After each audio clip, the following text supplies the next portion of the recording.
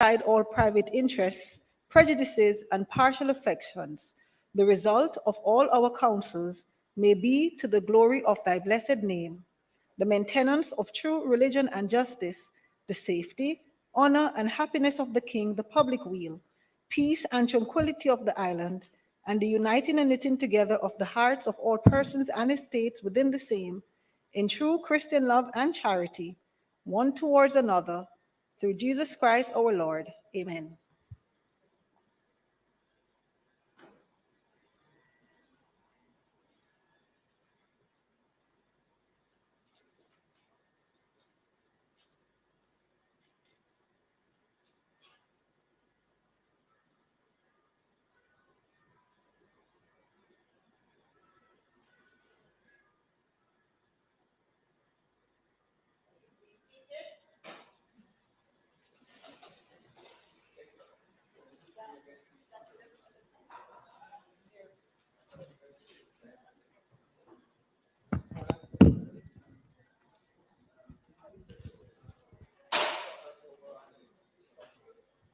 House now resumes its sitting.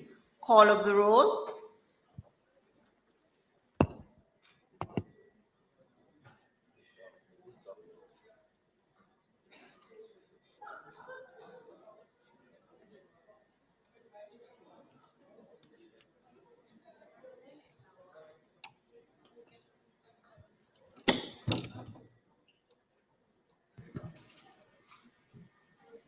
Mrs. Holness, Mr. Bartlett, Mr. Holness, Dr. Clarke, Dr. Chang, Mr. Shaw, Mr. Samuda, Ms. Grange, Mrs. Williams, Mrs. Malawi-Fort, Dr. Tufton, Mr. McKenzie, Mr. Chuck, Mr. Vaz, Mr. Warmington, Mr. Charles, Mr. Green, Mr. Morgan, Mr. Hutchinson, Mr. Terrelong, Ms. Smith, Dr. Dunn, Mrs. Cotwood Flynn, Mr. Main, Mr. Davis,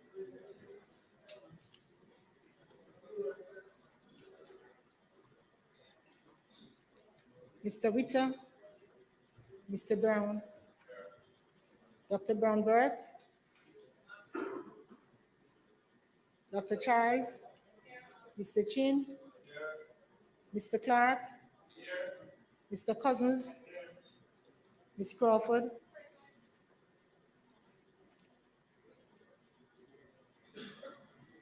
Ms. Daly, Ms. Davis, Mr. Golding, Mr. Graham, Dr. Guy, Ms. Hamilton, Ms. Hanna, Mr. Henriquez, Mr. Henry, Mr. Hilton, Mr. Jackson, Mr. Lawrence, Ms. Lee, Ms. Miller, Mr. Miller, Mr. Montague, Ms. Morrison, Mrs. Nita Garvey, Mr. Paulwell, Mr. Phillips, Dr. Phillips, Mr. Robertson, Mr. Robinson, Mr. Siblist, Mr. Slowly, Mrs. Vaz, Dr. Wheatley, Mr. Wilson, Mr. Williams, Mr. Wright, Ms. Smith,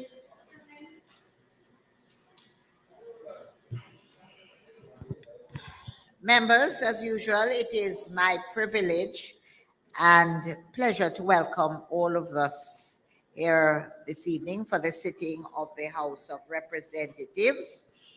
Today, 16th of May, when we will continue the sectoral debate. I want to extend a very special welcome to persons in the gallery, and I know I can recognize, at least from pictures, the other half of the member, the proud member from Southwest St. Elizabeth, and the minister without portfolio in the office of the Prime Minister, who are one of our speakers this afternoon. I also want to welcome all those joining us online by the various social media platforms, and of course, all of us here as members of Parliament. House Leader. Thank you, Madam Speaker. Today, it is our intention to continue the sectoral debate. Our presenters today will be the Honorable Floyd Green, Member of Parliament for St. Elizabeth. Southwestern, and Ms. Lisa Hanna, Member of Parliament for St. Anne Southeastern. In that order, Madam Speaker. Thank you. Members, the question before the House is that we have a suspension of the items on the agenda and move to public business, where we'll have the continuation of the sectoral debate. Those in favor? Those in favor? Those against? The ayes have it. Member, the Honorable Floyd Green, Minister without portfolio in the office of the Prime Minister. Now invite you.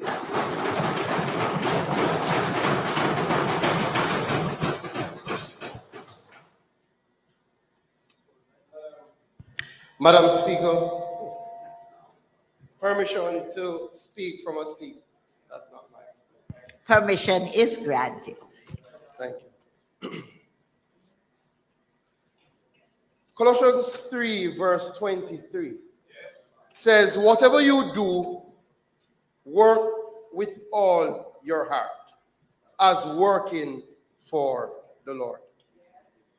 Madam Speaker, we gather here today acutely aware that the work we do will determine the lives of generations of Jamaicans.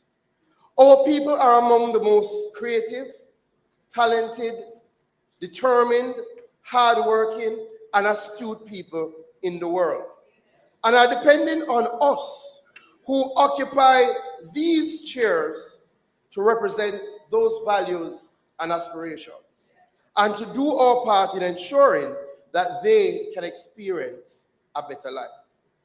Madam Speaker, I remain humbled that I have been called upon to play a part in this mission, a mission that this government is committed to, not in talk, as is often the case, but in action, in far-reaching, calculated action that will ensure that every single Jamaican, no matter their station in life, a better life.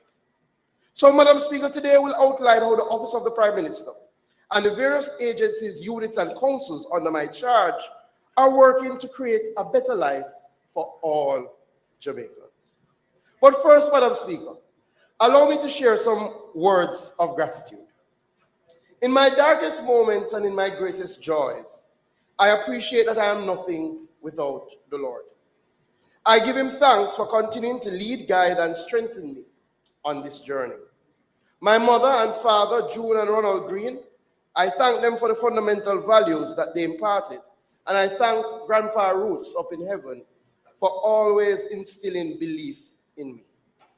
To our Prime Minister, the Most Honorable Andrew Holness, this past year has further cemented my belief that he will fundamentally transform Jamaica for the better.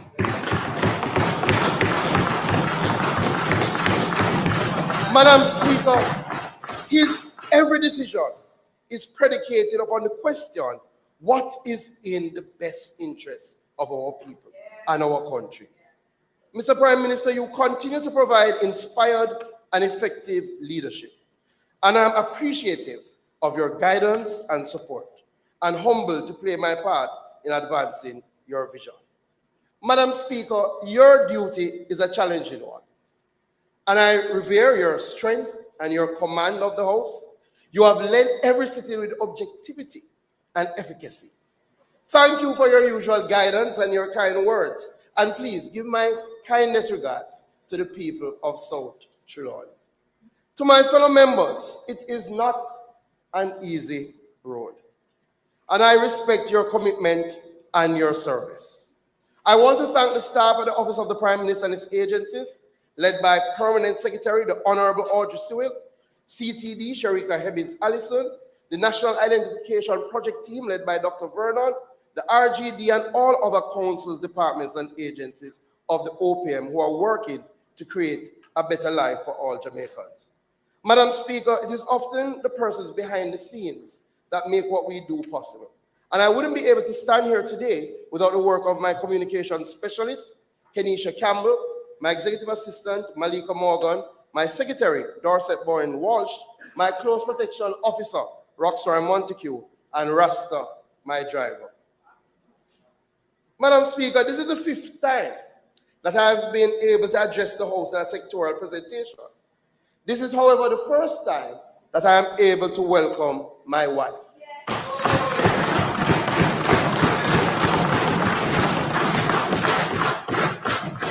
Mrs. Carida Bryce Green. The support and understanding that she and my son Nathaniel Marcus give is immeasurable. I love you both immensely, and I thank you for all you do. My Southwest St. Elizabeth family, the love, appreciation I have for you is unmatched. Thank you for your continued confidence in me to serve. Allow me to specially recognize Councillor Jeremy Palmer, Mayor Derek Sangster, Councillor Whitney Smith-Curry, Caretaker Dini Bamadelli, Dr. Carl White, and my entire management team. Madam Speaker, I will start my sojourn on the steps being taken to create a better life for all with an entity that we all know very well, the Jamaica Social Investment Fund, a results-oriented entity. In order to create a better life for all, Madam Speaker, one has to appreciate some of the critical issues faced across the country and take direct steps to address them. This has been the hallmark of JC. Chief among its achievements for last year, Madam Speaker, was the completion of a 1.2 billion coastal revetment along Port Royal Street, a spend members that will benefit over 600,000 Jamaicans. This benefit will come through the reduction of the physical vulnerability of downtown Kingston, and also the fishermen in the area, Madam Speaker, have been given a new beach area with amenities for them to conduct their trade. Madam Speaker, you must be honest. Now, when you drive on that stretch, you feel and see the revitalization of downtown Kingston and the creation of a new Jamaica. We are creating a better life for all. JCIF infrastructure support is, however, not limited to urban spaces or to reducing climate vulnerabilities, with the government, through the Minister of Local Government, identifying the need and risk that our country faces from a poorly supported Jamaica Fire Service. JCIF has provided finance for fundamental change. Madam Speaker, for years, the people of Yallas and Port Maria were promised that something would be done about the lack of support for the fire service. Under this Andrew Holness-led administration, through JCIF, Jamaica's ability to mitigate against and manage emergencies in Yallas and in Port Maria has been strengthened with the construction of 2 fire stations, benefiting over 200,000 persons, costing $371 million. Madam Speaker, for all of us who sit in this house, we appreciate that the lack of facilities to treat with our children with special needs is a severe situation. This has been the case for decades, but is not a reality that we can allow to persist. The Ministry of Education, Madam Speaker, is now working to create a better life for our children with special needs. And JSIF is making it possible. Madam Speaker, hundreds of students across Manchester Central and adjoining areas who require special education now have a more affordable option following the construction of a fully equipped special education block at the Albion Primary School valued at over $87 million. We are creating a better life for all. JSIF has also moved to support the government's strategic plan to expand secondary healthcare centers in order to take the pressure off the primary facilities, like hospitals. And as such, Madam Speaker, over the last 2 years, JSIF has constructed or rehabilitated health centers in Adelphi and Granville St. James to benefit 13,000 persons. The health center constructed in Adelphi was constructed, Madam Speaker, at a cost of $50 million. And this expanded service health center is a welcome addition for the members of the community who no longer have to travel to other centers to access vital services. The Granville Health Center was rehabilitated and expanded at a cost of over $52 million. Madam Speaker, larger waiting areas, additional office, other healthcare personnel, a healthy and safer environment to work in. We are creating a better Jamaica for all. Madam Speaker, Mr. Sweeney is here, and we know that he has a special place in his heart for the farmers of this country. And as such, JSIF has worked with the Ministry of Agriculture to strengthen the sector through the Rural Economic Development Initiative READY program. In fact, 1,900 farmers in New Forest and Dove House agri-parks now benefit from water that is extracted through the NIC system with the installation of new solar plant to run that facility wholly, Madam Speaker. Madam Speaker, there has been a multi-purpose cold storage facility in the members' constituency in Annotto Bay, St. Mary, which was retrofitted to help 127 farmers from St. Mary, St. Thomas, Portland, and other parishes. Madam Speaker, over 3,000 women and youth farmers, fisherfolk, backyard farmers got equipment, tools, inputs for crop production, apiculture, fisheries, livestock from JSIF in the last financial year. JSIF continues to make the lives of people better. But Madam Speaker, the member who speaks next can testify to the work of JSIF. What never happened in 22 years is happening now under this government. Madam Speaker, it was on full display with the recent handover of 3.1 kilometers of road in Epworth, Southeast St. Anne, costing over $106 million. Madam Speaker,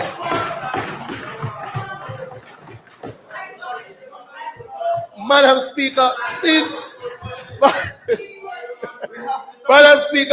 the road has been done, crop production in the area has increased by 25%.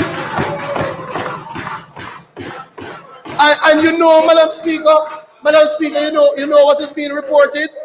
The teachers from Epworth Primary, they're saying that attendance to school has now increased since the road has been done. We are creating a better life for all.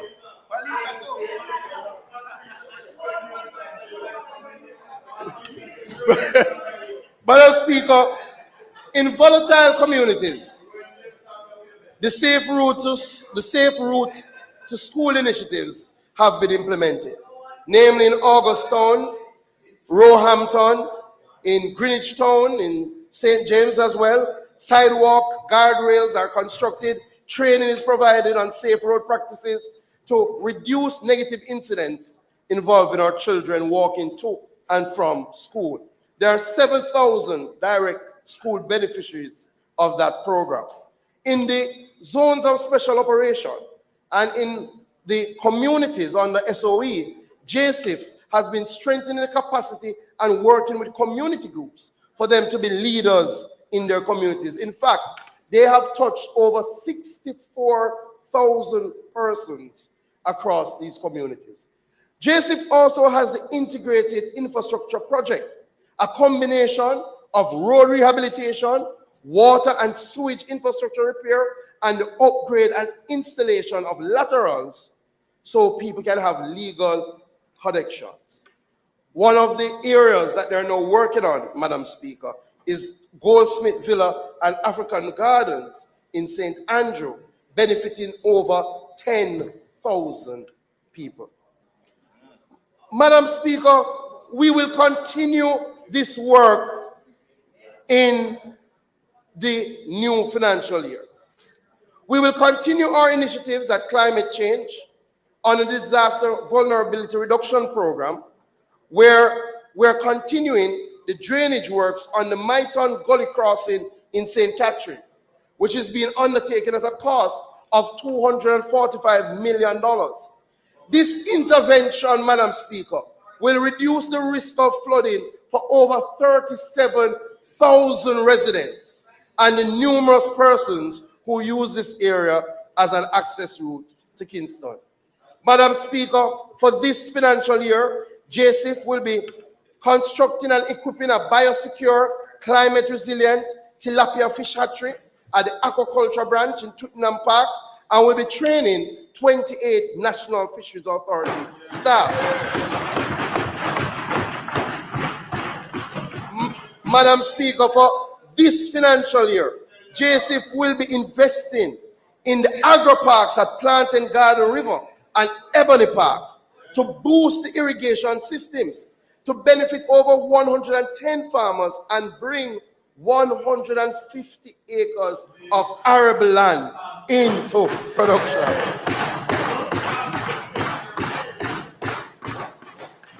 Madam Speaker, to put rural MPs on call, JSIF is preparing a proposal that will assist persons in rural communities who have been negatively affected by climate change. The fund is now an accredited agency by the Green Climate Fund, and I want to congratulate Minister Matthew Samuda on the work in that regard, and the fund can now access up to US $50 million for climate financing grants. Finally, for JSIF, Madam Speaker, the Ready to call for business proposals is open now. Community groups can get up to US $250,000. I urge MPs to work with their community groups, have them check the JSIF website, jsif.org, and have them apply. Madam Speaker, we are creating a better life for all. Madam Speaker, in the same vein, the Chase Fund has been doing significant work to create a better life for all. The Chase Fund continues to channel needed interventions for social transformation and sustain national economic growth in its mandated areas: early childhood education, health, arts, and culture. Madam Speaker, last year under its early childhood education portfolio, Chase completed the construction of 3 infant schools at the Santa Cruz Primary, the Leeds Primary, and the Savlamar Primary in Westmoreland. Madam Speaker, these interventions represent over 11,000 square feet of early childhood education space and benefit over 440 infants.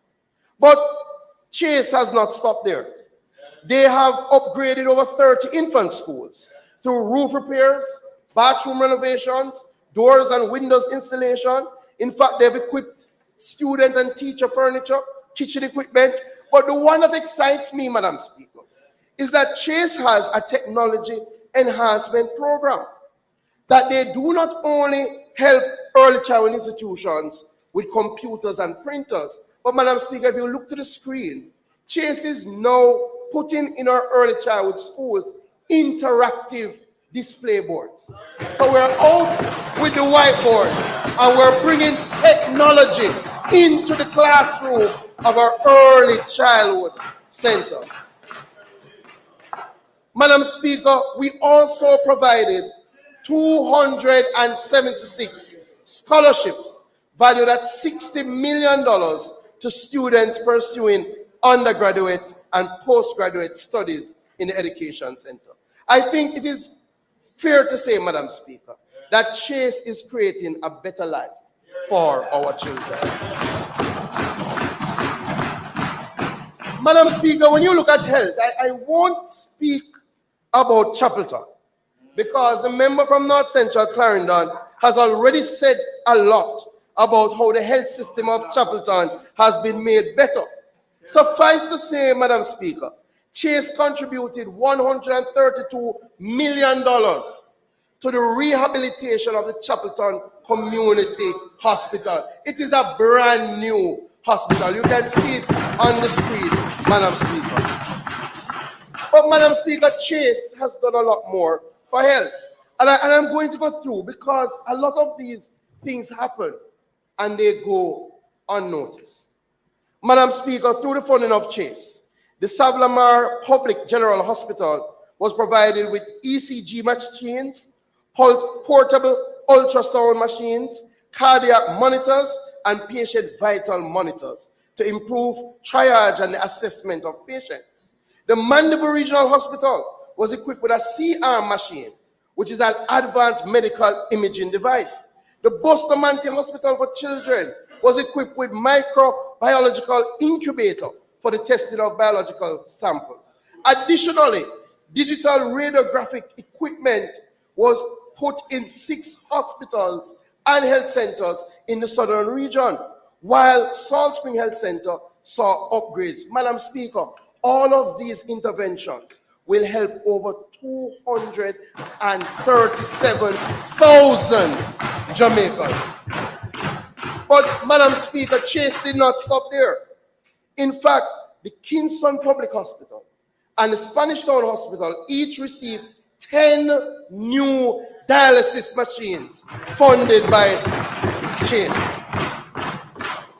Madam Speaker, we know the need. These machines will greatly improve patient care and reduce downtime often experienced from the older malfunctioning units.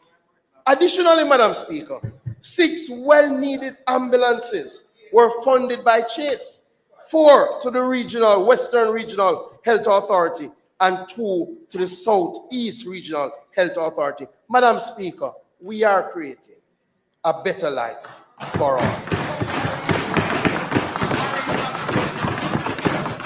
Madam Speaker, last year the Prime Minister gave the directive that $150 million should be provided to our entertainment industry to help revitalize the industry. $150 million. Madam Speaker, funding was... Showing up on the first page of Google might not be the best for everyone. But for business owners, it is. Take My Vintage's online store. It ranks for thousands of competitive keywords, like vintage clothing, which gets loads of searches on a monthly basis. And 80% of that traffic goes to their site. They also rank for over 1,000 images on Google. All of this drives tons of organic traffic. Things like the Civil Emancipation Jubilee, Jamaica 60 Soundfest in St. Ann, and the 14th annual Charlestown Maroon Conference all got support from the $150 million. Plus, Madam Speaker, Chase awarded 83 arts and culture scholarships and education grants to students in need. We are making the lives of Jamaica better. Madam Speaker, what are the priorities for this year from Chase? And I'll only speak of 3. Under early childhood education, the organization will continue to help infant departments reach the standards for ECC certification and they will be constructing schools in the Barking Lodge area in St. Thomas and Farm Primary and Infant School in St. James.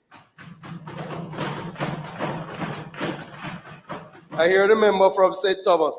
In relation to health, Madam Speaker, a very exciting initiative that Chase wants to embark on starting this year, appreciating the challenges that we have with people who have kidney problems, Madam Speaker.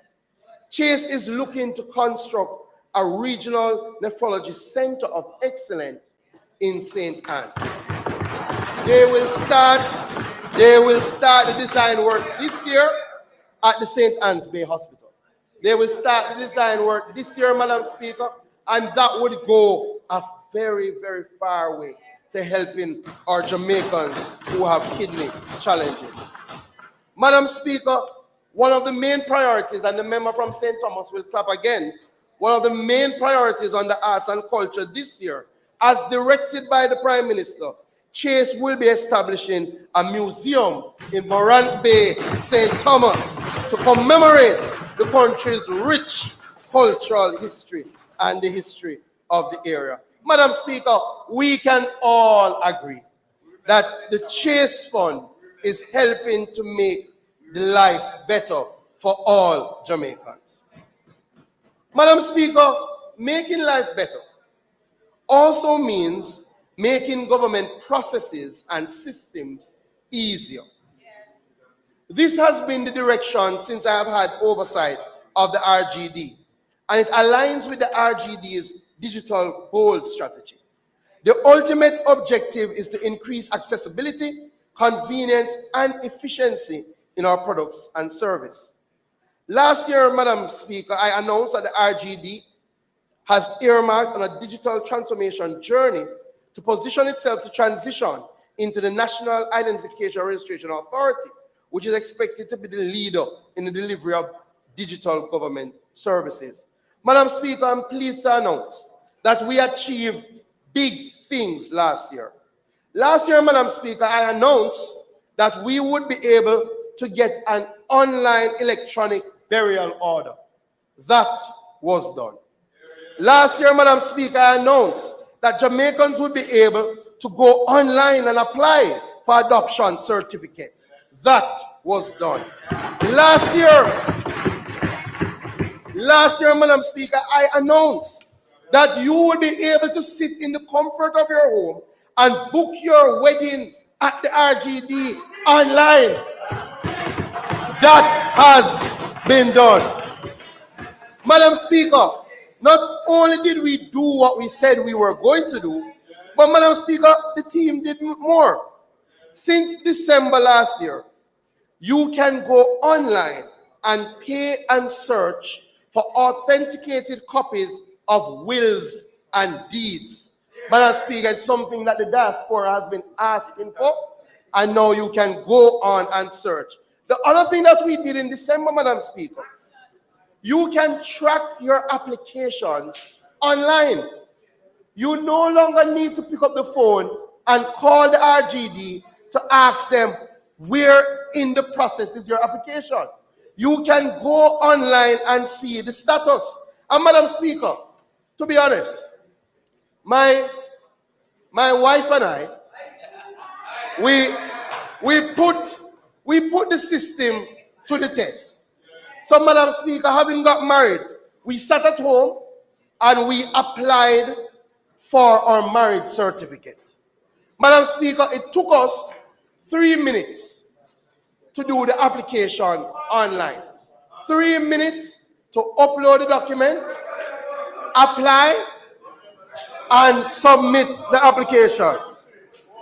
Madam Speaker, we tracked the application in real time, and we could see when it was received, when it moved into one section, when it moved to another section.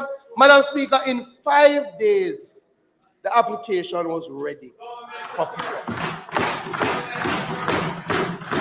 Madam Speaker, we are making life easier for all Jamaicans. No, I don't keep it. The wife keeps it. I'm sorry. But Madam Speaker, not only have we introduced these services, because people might say, you've introduced these services, but are people using them? Madam Speaker, between April 1, 2022 and March 31st, 2023, 43,000 Jamaicans paid and utilized online services of the RGD to make their application for various things. In fact, we just introduced the online tracking, Madam Speaker, and 17,000 Jamaicans have already utilized the online tracking service to track their application. Madam Speaker, there is more.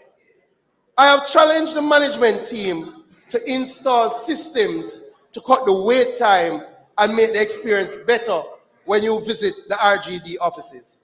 Madam Speaker, last year, we put in an additional 5 locations, Mandeville, Maypen, Santa Cruz, and St. Anne's Bay, and also Portmore, we put in automated customer queuing systems.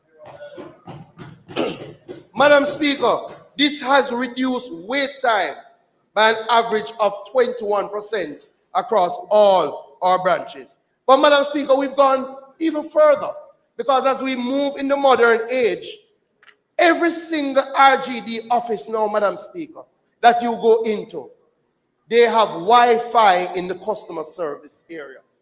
So, Madam Speaker, not only is the wait more bearable, but you can also, if you do not have the service at home, you can also get the online services by coming to the office.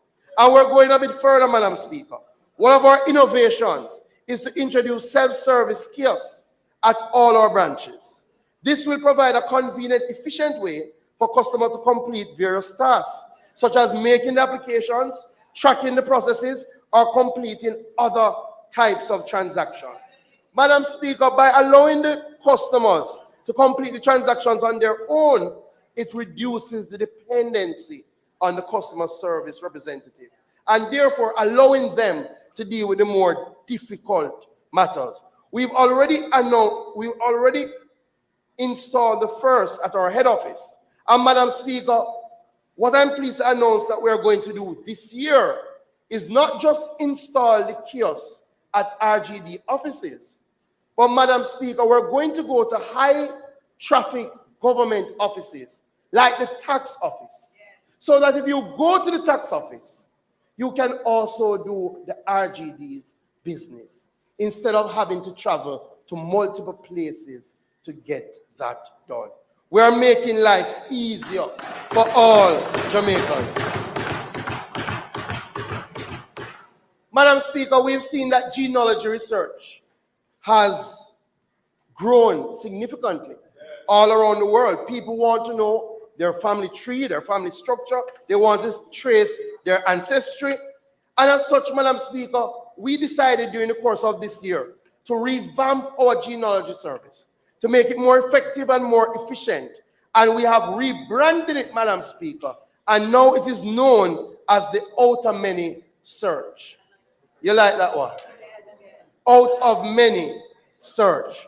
So, Madam Speaker, since the rebranding, we have already received 609 applications for the Out of Many search. And I invite all parliamentarians to utilize the search. Trace, I think the member from St. Mary has his own. Excellent. Madam Speaker, let me speak about what is next for the RGD. Madam Speaker, I spoke about my own experience in getting the marriage certificate, but there was one challenge, and I'll tell you, one of the challenges that we had, Madam Speaker, is in the actual collection of the certificate, because the collection of the certificate required that we travel to the RGD office to get the certificate, and that took a little too long. Madam Speaker, I'm pleased to announce that in the second quarter of this year, you will be able to get your RGD products delivered to your doorstep.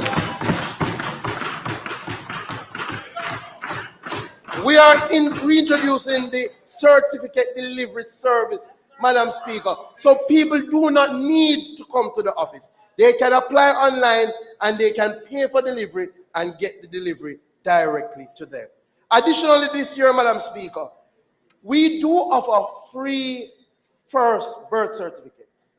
But the RGD had put in a process, Madam Speaker, that you had to apply for the birth certificate because we didn't want to have the certificates and people not come to collect it. So what used to happen is that people had to go to the RGD office to apply for that free birth certificate. Madam Speaker, as of this year, people will be able to apply online for their free birth certificate. So 30,000 mothers will no longer need to make a visit to the RGD to make that application in person. Madam Speaker, one more innovation for this year, and I think Minister Chuck will like this one. Madam Speaker, if you listen to Minister Chuck's presentation, he spoke about the challenges with deadlift and the issues at the Administrator General and the fact that a lot of Jamaicans are still passing away without leaving a will. Madam Speaker, this year, the RGD plans to introduce a will drafting and recording service that will help Jamaicans draft their will and register their will at the RGD. We are making life better for all, Madam Speaker.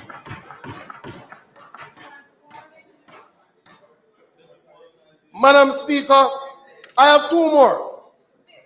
Madam Speaker, in this regard.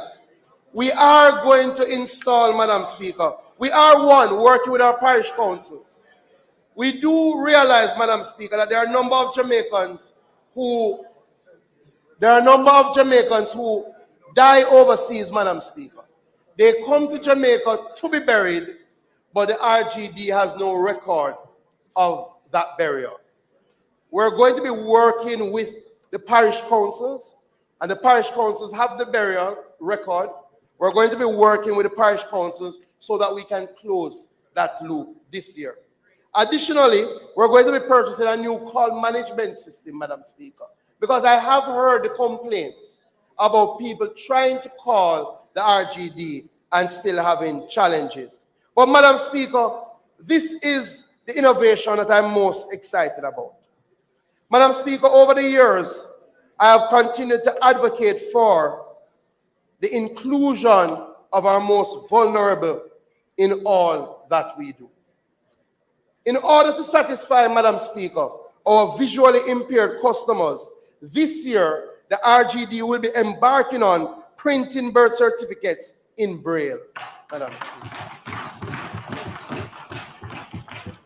Madam Speaker, this will be executed through a partnership with the Jamaica Council for Persons with Disabilities, the Jamaica Society for the Blind, and the other relevant stakeholders. Madam Speaker, this will be a pioneering effort in the English-speaking Caribbean, but it will ensure that those of our visual impaired and those who are blind feel included in what we do here in Jamaica.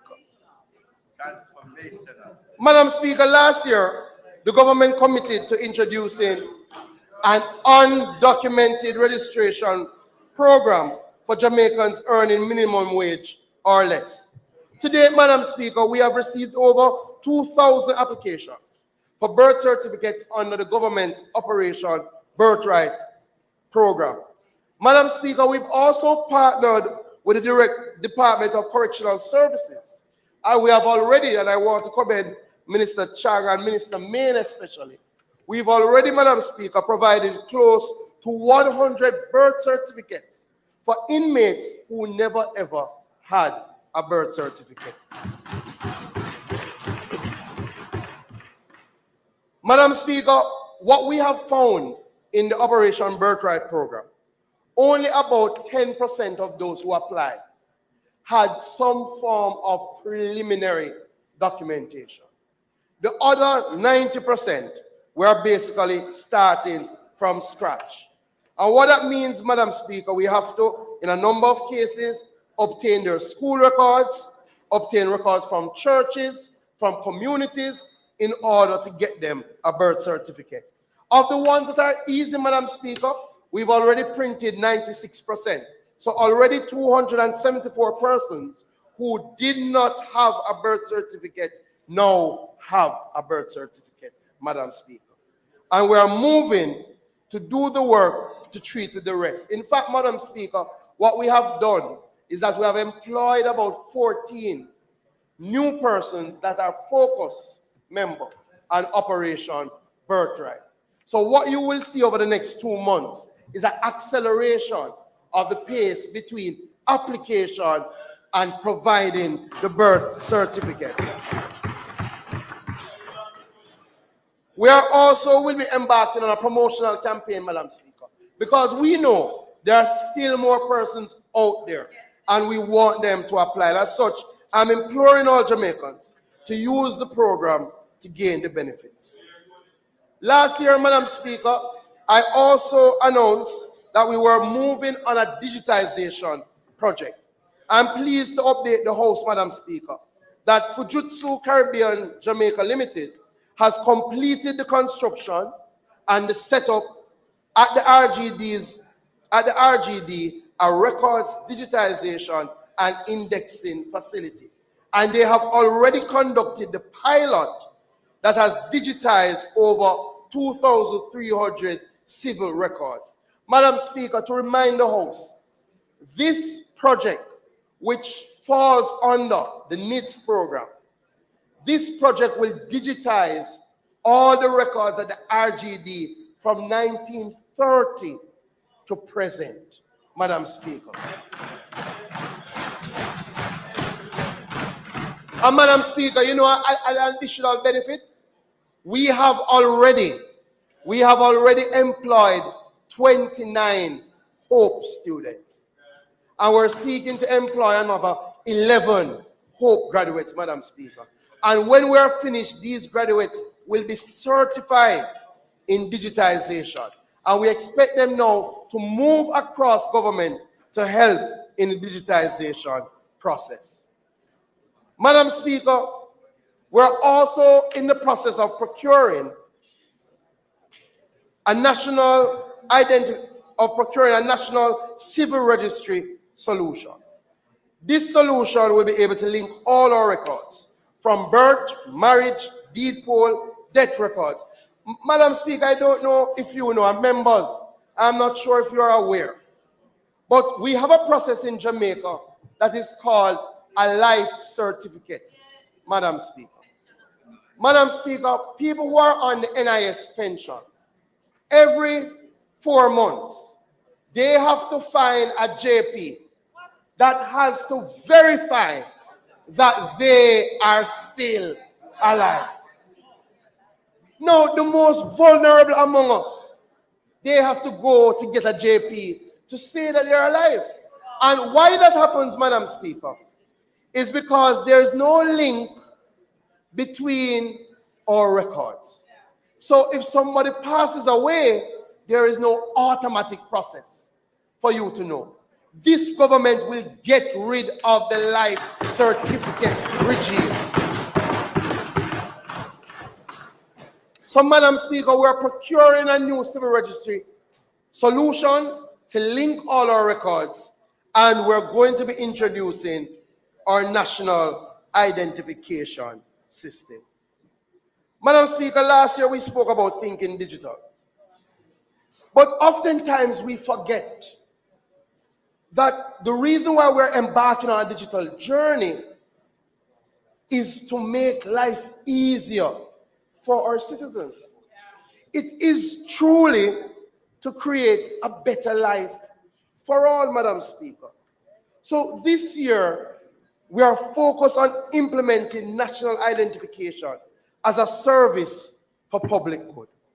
Madam Speaker, on December 13th, the government opened the National Identification Card Personalization Center, an enrollment site at the Central Sorting Office, and commenced a technical pilot to evaluate all the processes behind the enrollment and issuance of a national identification card. Madam Speaker, during the technical pilot, the NIDS Project Executing Unit and the PBS Consortium successfully integrated various systems such as pre-enrollment, inline enrollment, queue management, and identity management. The system, Madam Speaker, is now able to personalize national identification cards with digital certificates as one of the final layers of protection for card holders. Additionally, Madam Speaker, we spent the last few months doing penetration tests to ensure that we have the most secure system possible when we undertake our national rollout.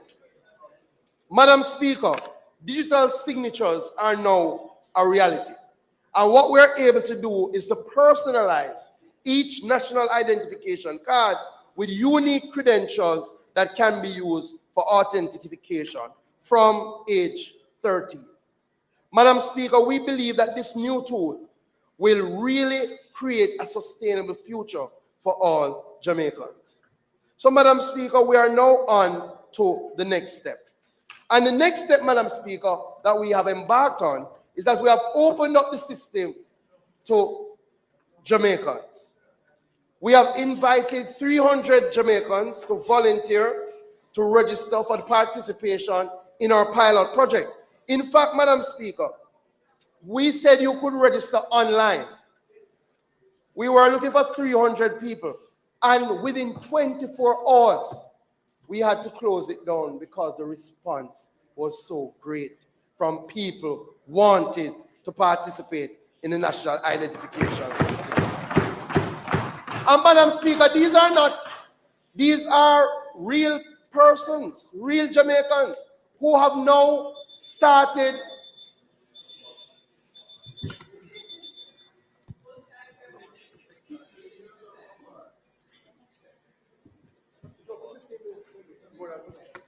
Madam Speaker, I now ask that the minister's time for speaking be extended by 15 minutes to allow him to complete his presentation. Thank you. Members, the question is that the minister be given 15 minutes to complete his presentation. Those in favor? Those against? The ayes have it. Minister. Thank you. Thank you, Madam Speaker. So, Madam Speaker, I was making the point that Jamaicans have gone and are now going through the pilot process. And Madam Speaker, here are some of the responses from regular Jamaicans. Sean on Twitter said, I did my NIDS enrollment this morning. Very good experience and professional staff. They are currently accepting walk-ins. Okino said, I did my enrollment today.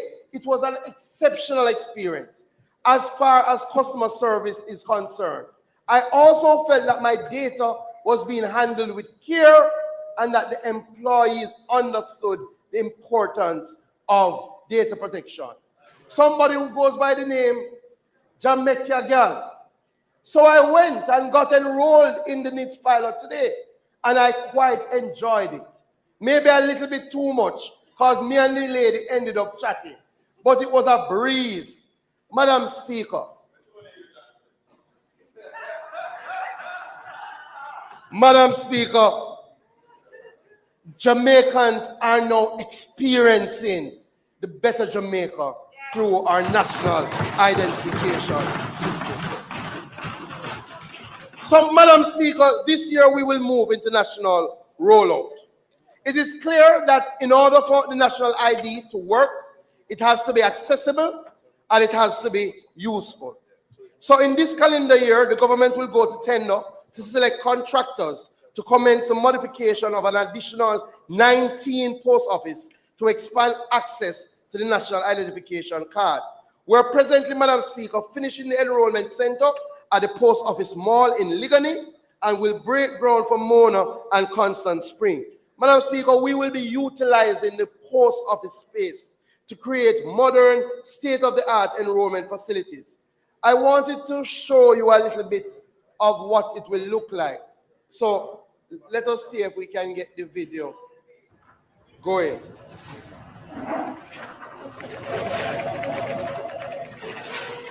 So, Madam Speaker, again, what we will be doing is revamping the post office space. I think this one is Black River.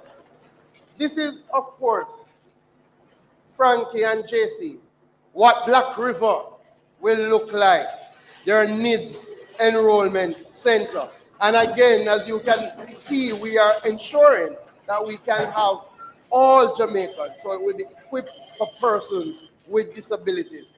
This is a good point to know, Madam Speaker, that the national identification card, if persons with disabilities so elect, they will have the international disability sign on their card, so they can use that to show that they have a disability. Can we see what Mona will look like?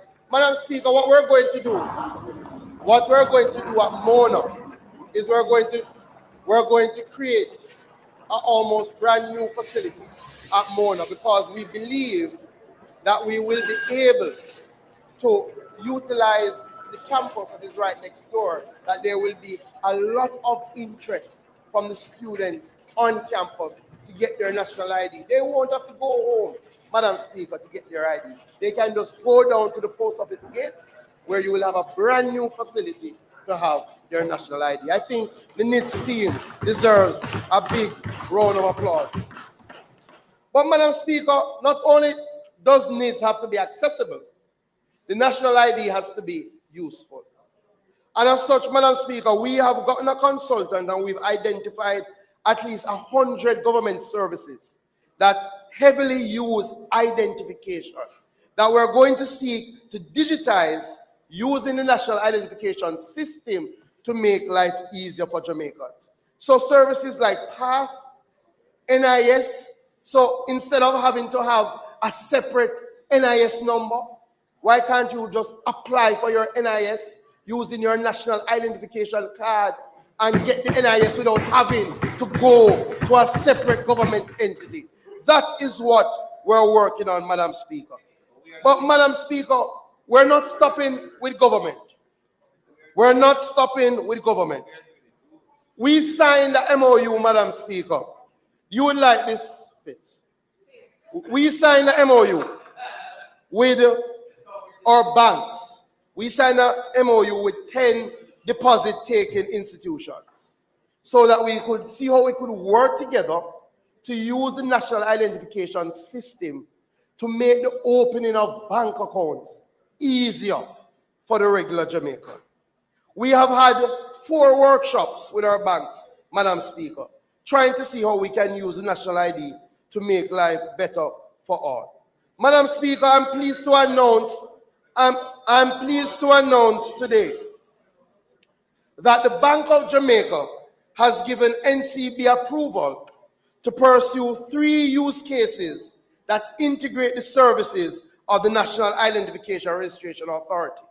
The 3 use cases being pursued by NCB are face-to-face deposit account onboarding, online deposit onboarding with biometric authentication, and KYC remediation. Madam Speaker, this is a massive game changer. What it means, Madam Speaker, is that when we get the national identification, Israel is like any other place you've been to. The Dead Sea is just like any other sea that's located at the lowest point on Earth. You can float in it? I am floating. Jerusalem is just like any other 3,000-year-old city that's sacred to 3 major religions. The food is exactly like in any other place that has Mediterranean fusion flavors that you never knew existed. And just like everywhere else, there are endless soft white beaches with perfectly comfortable weather 300 days a year. Israel, exactly like nowhere else. The ABCs of CKD. A is for awareness, because knowing that your chronic kidney disease and type 2 diabetes could progress to dialysis is important. B is for belief that there may be more you can do. Just remember that K is for kidneys and Kerendia. For adults living with CKD and type 2 diabetes, Corendia is proven to reduce the risk of kidney failure, which can lead to dialysis. Corendia is a once-daily tablet that treats CKD differently than type 2 diabetes medications to help slow the progression of kidney damage and reduce the risk of cardiovascular events, such as heart attacks. Do not take Corendia if you have problems with your adrenal glands or take certain medications called CYP3A4 inhibitors. Corendia can cause hyperkalemia, which is high potassium levels in your blood. Ask your doctor before taking products containing potassium. Corendia can also cause low blood pressure and low sodium levels. So now that you know your ABCs, remember K is for kidneys. And if you need help slowing kidney damage, ask your doctor about Corendia. Jamaica, it is important to note, Madam Speaker, that NERA will provide independent oversight in terms of protecting the privacy and confidentiality of an individual's identity. Madam Speaker, the House will remember that we tabled the regulations in January of this year, and we took a major step towards inclusivity by laying the regulations and asking for feedback. Madam Speaker, the process went well, and I thank every person and entity that participated and gave us feedback. The CPC is now putting their final touches on the regulations, and I expect that before the end of this month, the regulations will be tabled. Over the next 6 months, Madam Speaker, we will be ramping up our public education about the usefulness of the national ID and the plans for national rollout. Already, Madam Speaker, we've started on-the-ground engagements, and we will be utilizing traditional and social media engagements to spread the word. I'm saying to MPs, we are willing to come to have town halls, school visits, to remind people how the national ID will make your life better. One of the areas, Madam Speaker, that we've already started to let people know, and if the video is ready, we can play the video. This is one of the areas that it will make our life easier.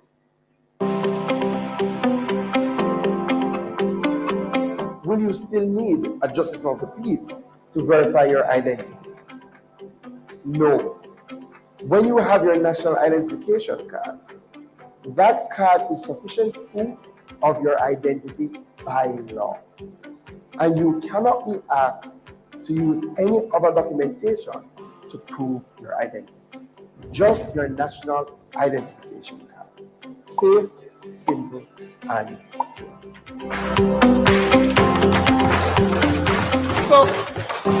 So Madam Speaker, the days of going to a JP, for the JP to sign on the back of your photograph and seal it, those days are numbered, because the national ID will make it easier and better for all Jamaicans. Madam Speaker, I turn to my final 2 areas. In order to create a better life for all, the government appreciates that we have to take an all hands on deck approach. It's for that reason that we continue to prioritize the National Partnership Council. The National Partnership Council comprises of representatives from the government, the parliamentary opposition, private sector, trade unions, church, youth, women, environmentalists, academia, and other members of civil society. It is grounded in the recognition that no one sector has all the answers for all the challenges that confront our nation. As such, Madam Speaker, last year was a very good year for the National Partnership Council. We introduced a new structure with quarterly council meetings with the Prime Minister, monthly meetings of an expanded coordinating committee, and I really want to thank Susan, who serves as our secretariat, and I want to thank Tony Hilton, who serves as the opposition member on the National Partnership Council. And Madam Speaker, we deal with critical issues. You know, we had a long discussion with the Minister. We had a long discussion with the Minister of Education about education transformation. We dealt with matters such as the rear core pollution. We looked at development and building code issues. And we looked at the national identification system. But Madam Speaker, it's not just for talk, because actual decisions, recommendations come out of these meetings. In fact, I know Minister Matthew Samuda sat with us about Rio Cobre, and the team advocated for payment for fisher folks. The team advocated for utilization of the bond.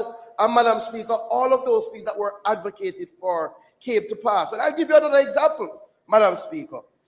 Quite recently, the Prime Minister sat and listened to the KCAC, NEPA, NWA present around building orders and codes and development orders for Kingston and St. Andrew. And coming out of that meeting, Madam Speaker, the Prime Minister directed that the KCAC needs to make it easier for citizens to be able to see when somebody has applied for building approval in their neck of the woods and to make a complaint if they have a complaint. I can report, Madam Speaker, that since that time, citizens can now go to the Kingston and St. Andrew Corporation website, and they have a tab for development approval that people can go and type in where they live and see what is happening in terms of approvals, denials, things that are in process. So these conversations, Madam Speaker, lead to actual action. Madam, we have to come there. I agree. Madam Speaker, quickly, we signed the new partnership agreement that was signed last year. It's the partnership, the new social partnership for Jamaica's strong and sustainable recovery. Also, Madam Speaker, we have set up a new web page for the Partnership Council, and you can access that via opm.gov.gov. And last year, the Governor General, through the support and advocacy of ACORN, proclaimed October 25 to be National Partnership Day. So, Madam Speaker, the government has seriously worked to strengthen partnership. My final area, Madam Speaker, is around road safety.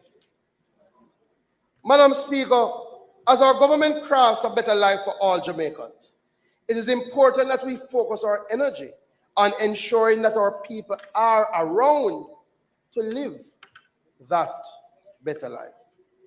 Members of this House, still too many people are dying on our roads. And all of us have to coalesce around the action needed to reduce these numbers. The National Road Safety Council has continued its efforts and dedication to making a difference on the nation's roads and to saving the lives of Jamaicans. Thankfully, Madam Speaker, since the start of the year, we have seen a reduction in the amount of road fatalities and also a reduction in the amount of fatal collisions. Madam Speaker, up to yesterday, May 15th, we recorded 142 collisions and 155 deaths on our roads. This compares to 152 collisions last year and 171 deaths at this time last year, representing a 10% decline in collisions and a 17% decline in deaths. This is positive news. However, our numbers of road fatalities are still far too high. Madam Speaker, we have lost 45 motorcyclists. We have lost 40 pedestrians. The deaths represent over 100 Jamaican families that have suffered immeasurable pain and grief, and in most cases have lost their breadwinners. Additionally, Madam Speaker, it was estimated that 5 years ago, the cost of road traffic crashes to the government health sector was $3.2 billion. And this estimate did not take into account private healthcare costs or the costs associated with the loss of productivity due to death or long-term care of injured persons. Madam Speaker, $3.2 billion. Madam Speaker, we cannot relent. And members, we must change the attitudes and culture of reckless driving on our roads. So, Madam Speaker, as we mark UN Global Road Safety Week, Jamaica continues to champion and implement the Safe Systems approach to road safety which was announced by our Prime Minister in September 2021. And I'll tell you quickly, Madam Speaker, the three things that we're focused on this year.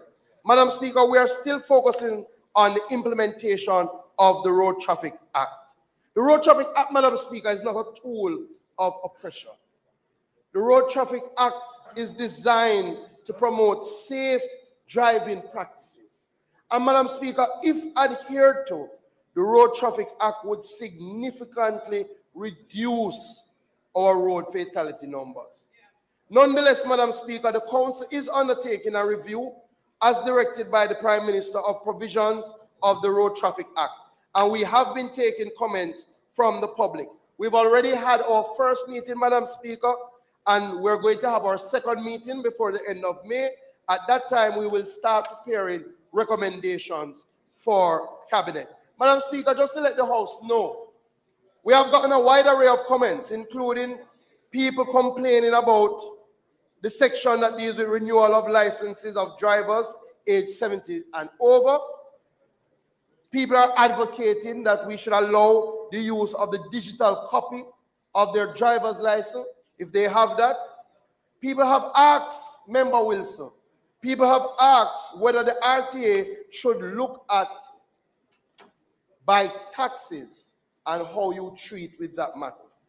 People have also advocated for the need to remove the need for the front plate on the motorcycle, and people have spoken about specifications regarding tints. So we have gotten a wide array of comments, and we will take them, we will review them, and we will make our recommendation. Madam Speaker, this year we will enhance our motorcycle training program. Very good program. Last year we trained 517 motorcyclists. We have 150 bikers who are now on a path to get their driver's license. We help them with insurance, bike registration. More importantly, the police indicated that they saw an increase in helmet wearing from the riders that we train. We're also going to work on the policy. The last area, Madam Speaker. Madam Speaker, I am pleased to announce that we will be undertaking a project this year called a Safe Systems Approach for Safer Roads in Jamaica. Madam Speaker, we have secured 400,000 United States dollars from the UN Road Safety Fund to address important facets of the Jamaica road safety environment. And these are the core priorities, Madam Speaker. We will be strengthening road safety management capacities by developing a comprehensive electronic injury surveillance data system. One of the things that we will be doing, Madam Speaker, we will be carrying out a study to observe the attitudes of Jamaicans on the road. We will be also, Madam Speaker, purchasing new breathalyzer equipment. We have 73,000 US for that. We will be purchasing new speed enforcement equipment, 50,000 US for that. And we will be training our officers for the sum of 80,000 US. This project, Madam Speaker, will run over 3 years. And I especially want to commend Dr. Lucien Jones and Mr. Victor Anderson for working to pull this proposal together in record time, and commend the UN Road Safety Fund for supporting this cause. Madam Speaker, members, Jamaica, there is still a far way to go, but Jamaica is in good hands.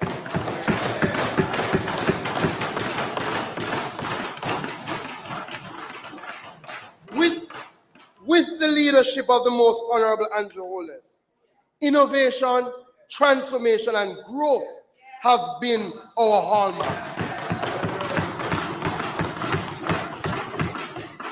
Jamaica is being molded into the best version of herself. Madam Speaker, our vision is to ensure, and it must be the vision of us all. Our vision is to ensure that there is a better life for every single Jamaican. Our vision is to address some of our fundamental issues, from disaster risk management to early childhood education, to healthcare, to reforming our processes to serve us better. Madam Speaker, we will not relent. Neither will we be distracted. This government will, through concerted action, make life easier and better for our citizens. Madam Speaker, we will use our new electronic national ID to unlock the true potential of our people. We will not be left behind. Instead, we will be the creators and not just the users of technology. We will be the trailblazers in climate smart actions. We will be the trendsetters in road safety and correct roads usage. We will craft a better life for all, so that Jamaica may, under God, increase in beauty, fellowship, and prosperity, and play her part in advancing the welfare of the whole human race. God bless you, and God bless Jamaica land. We love you.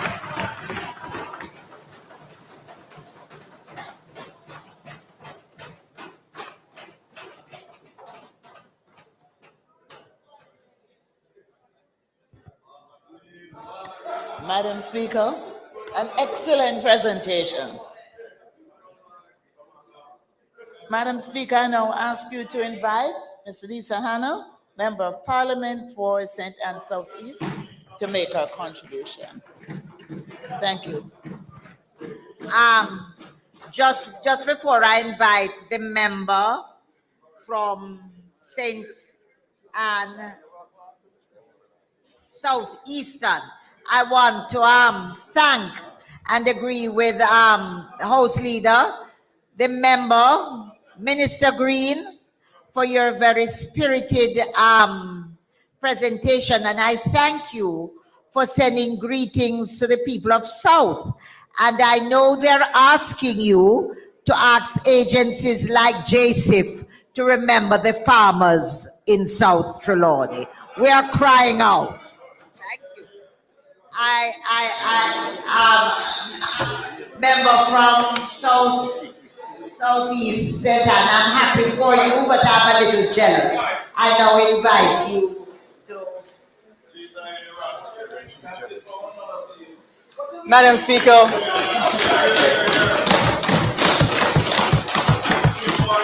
Madam Speaker, I ask permission to speak from a seat other than my own.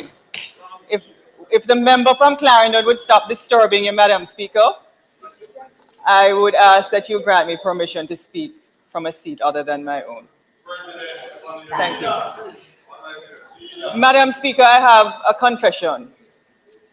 And my confession is that when the leader of opposition business gave me the sectoral debate dates, I actually shrugged him off and gave them back to him because I wasn't interested this time around. I wasn't. I felt that every year we come here and somehow we do the things the same way over and over without making any kind of great impact. And the reason why I felt that way is because I thought for the many years that I've been in here that the process is backward. Because really what should happen is that these sectoral debates take place first, and that then the suggestions from both sides, the best interests of both sides in a very bipartisan modern vision, should then influence and craft the budget going forward with suggestions for moving the country forward.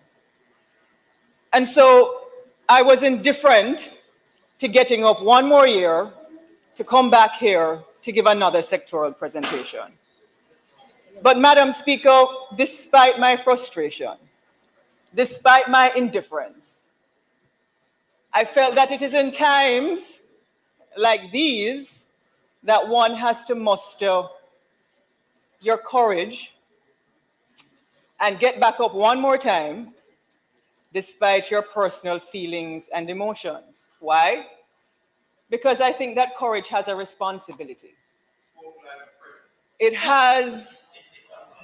might be perceived as unreasonable, and you might have to stand alone on your principles, but it has a responsibility for the generations coming behind us to pave new roads, so that when we are gone, the generations like some of the first term MPs will actually, and Jamaicans will actually say, you know what, they were ahead of their time.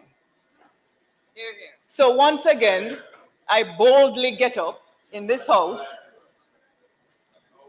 for another moment, perhaps my last moment in terms of a presentation, because I feel that improving the lives of Jamaicans and contributing to Jamaica is more important than my indignation to resignation of saying nothing. All right. You're here. Madam Speaker, especially now. Happy nice. Madam Speaker, the truth is the world's geopolitical tectonic plates have shifted. And they've shifted in a way that is acting at a pace that is simultaneous and that is moving in ways that perplex most of us. Historically, when the world's geopolitical plates had shifted, there were for exacting precise moments. I think some in here would remember the assassination of JFK. Some would remember the assassination of MLK. For those of us, we remember the freedom of Nelson Mandela, and certainly other instances in terms of the fall of the Berlin Wall. And in those moments, it gave us cause to pause and identify and self-reflect in terms of how we would move forward in terms of human connectivity. I think the most recent time that we've had our world stop as we know it was with the COVID pandemic. And even though COVID actually caused the world to stop on its axis, the truth is that things have gone right back to the same way. Somehow it has not reshaped how we deal with one another. And as a matter of fact, that is not only globally in terms of the gaps in human behavior, but it's also happening right here in Jamaica. It's almost an alternate universe that people want to operate within.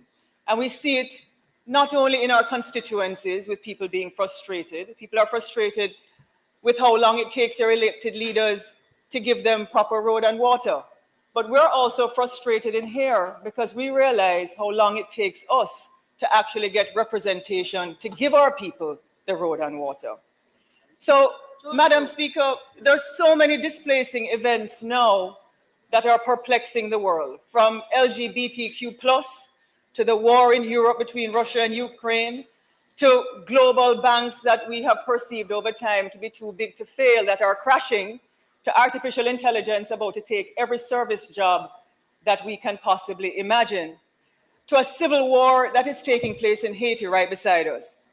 What is happening is that these displacing events worldwide are not only disturbing to some people, but it has made them apathetic and dissonant. And I believe these consequences will have disastrous effects if we don't deal with them in a particular way. Hear, hear. So, Madam Speaker, the truth is that more of the same actually gives you just that, the same result. I've said repeatedly that we'll never really have true economic growth if we keep selling to 3 million people. Our population is just too small.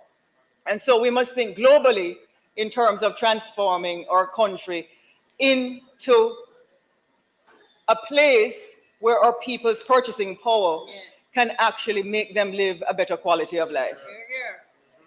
So we must think globally, Madam Speaker, to transform our country into the export value-added led economy that sells goods and services to the rest of the world. Jamaica has been pursuing the same economic model and path for too long, without real per capita growth for our people.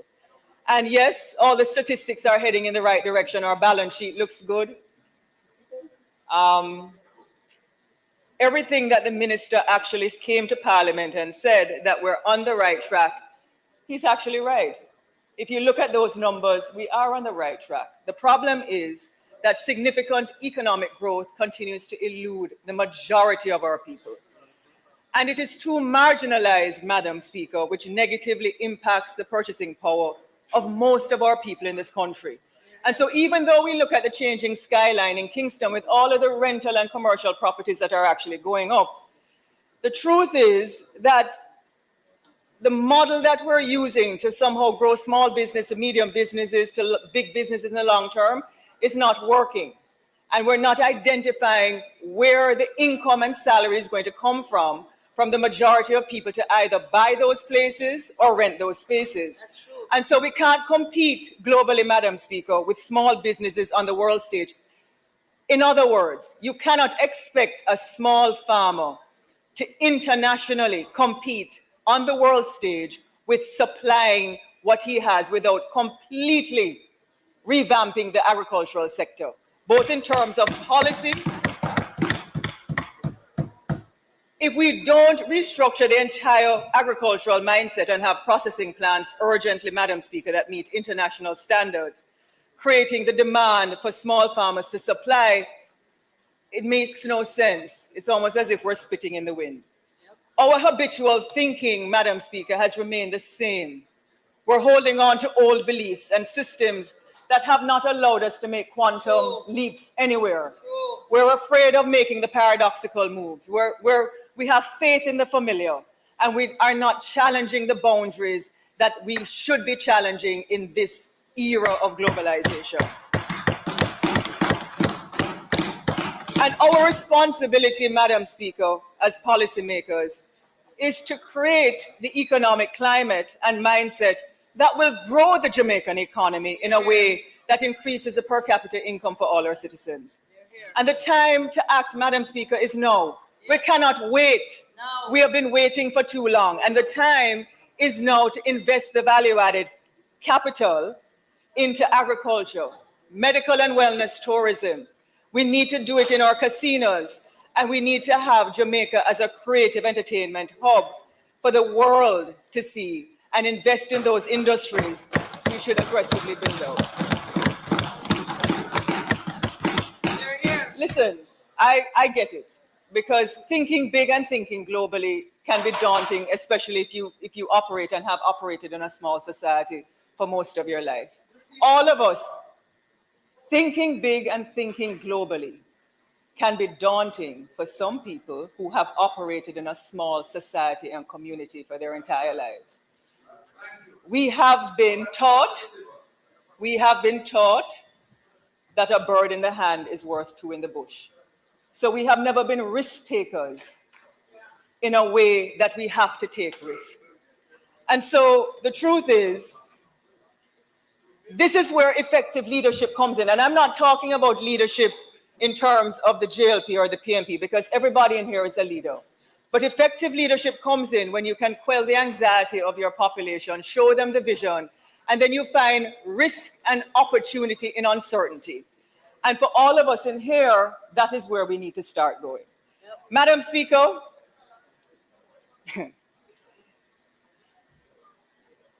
the creative economy, and I want the member and the Minister of Culture to listen to me. The creative economy contributes about 6.1% to global GDP, averaging anywhere between 2 to 7% of GDP worldwide. In addition to that, the United Nations projects that creative industries will generate additional revenues or annual revenues close to $2 trillion and create 50 million jobs worldwide. Half of these workers are women, many of them between the ages of 15 to 29 years old. And the UN also estimates that these are some of the biggest industries that will contribute to the potential for your Without the ones like you working tirelessly to keep things running, everything would suddenly stop. No matter your industry, Grainger's here for you with professional-grade supplies. Call, click Grainger.com, or just stop by. Grainger, for the ones who get it done. That requires stimuli that could significantly grow our economy and better the lives of our people. And Madam Speaker, both sides have reluctantly acted with conviction and financial devotion towards strengthening and developing our people's creative skills and really deepening our culture in this country.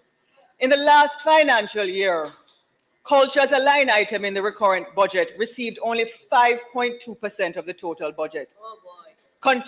And that is compared to tourism, which received 13.5%. The majority of culture's budget was on transportation and people's salaries. The capital budget for culture was the lowest of all ministries, almost zero, a total of 31.8 million or 3.7%. This year is even worse, Shame. as there is no real recurrent increases for programs, nor any, Madam Speaker, blue pages. There's no capital expenditure for culture at all. Shame. What happens to a country that does not give additional income to build programs for their culture? It is the only ministry that does not have any blue pages. The world is massive with close to 8 billion people, and even though Jamaica has a population of 0.038%, we contribute greatly, almost 1,000% in terms of our global impact in the world. True. Big butter. And so we must allocate more resources to build out the framework to transform the cultural teaching of our young people. Here, here. Here, here. Here, here. And we must do it in our school system with a sustained capital budget, Madam Speaker.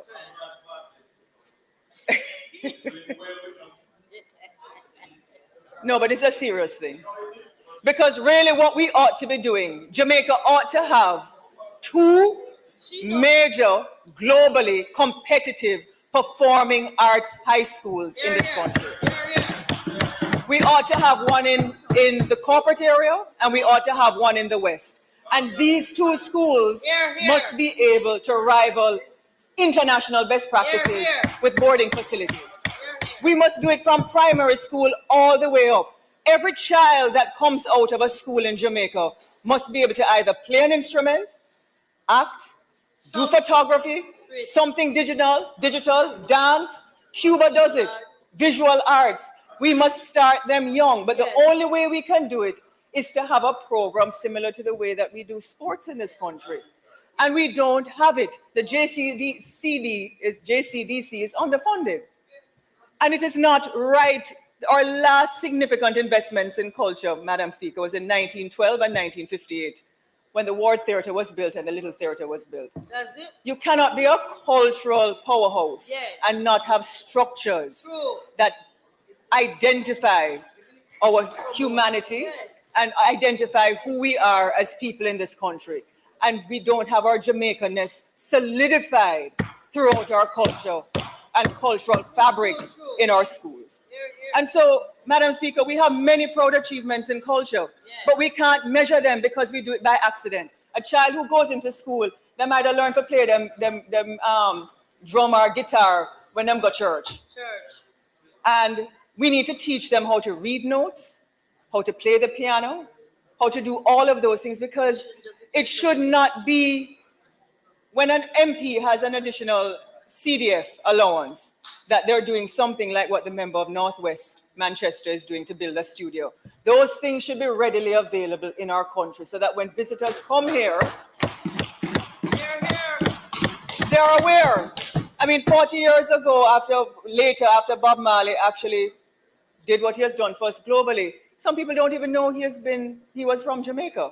And we really haven't done anything to build any other kind of musical talent in a systematic way, or people just have talent that way. We can't even debate the motion that I tabled in here last year to make him a national hero, and that says a lot.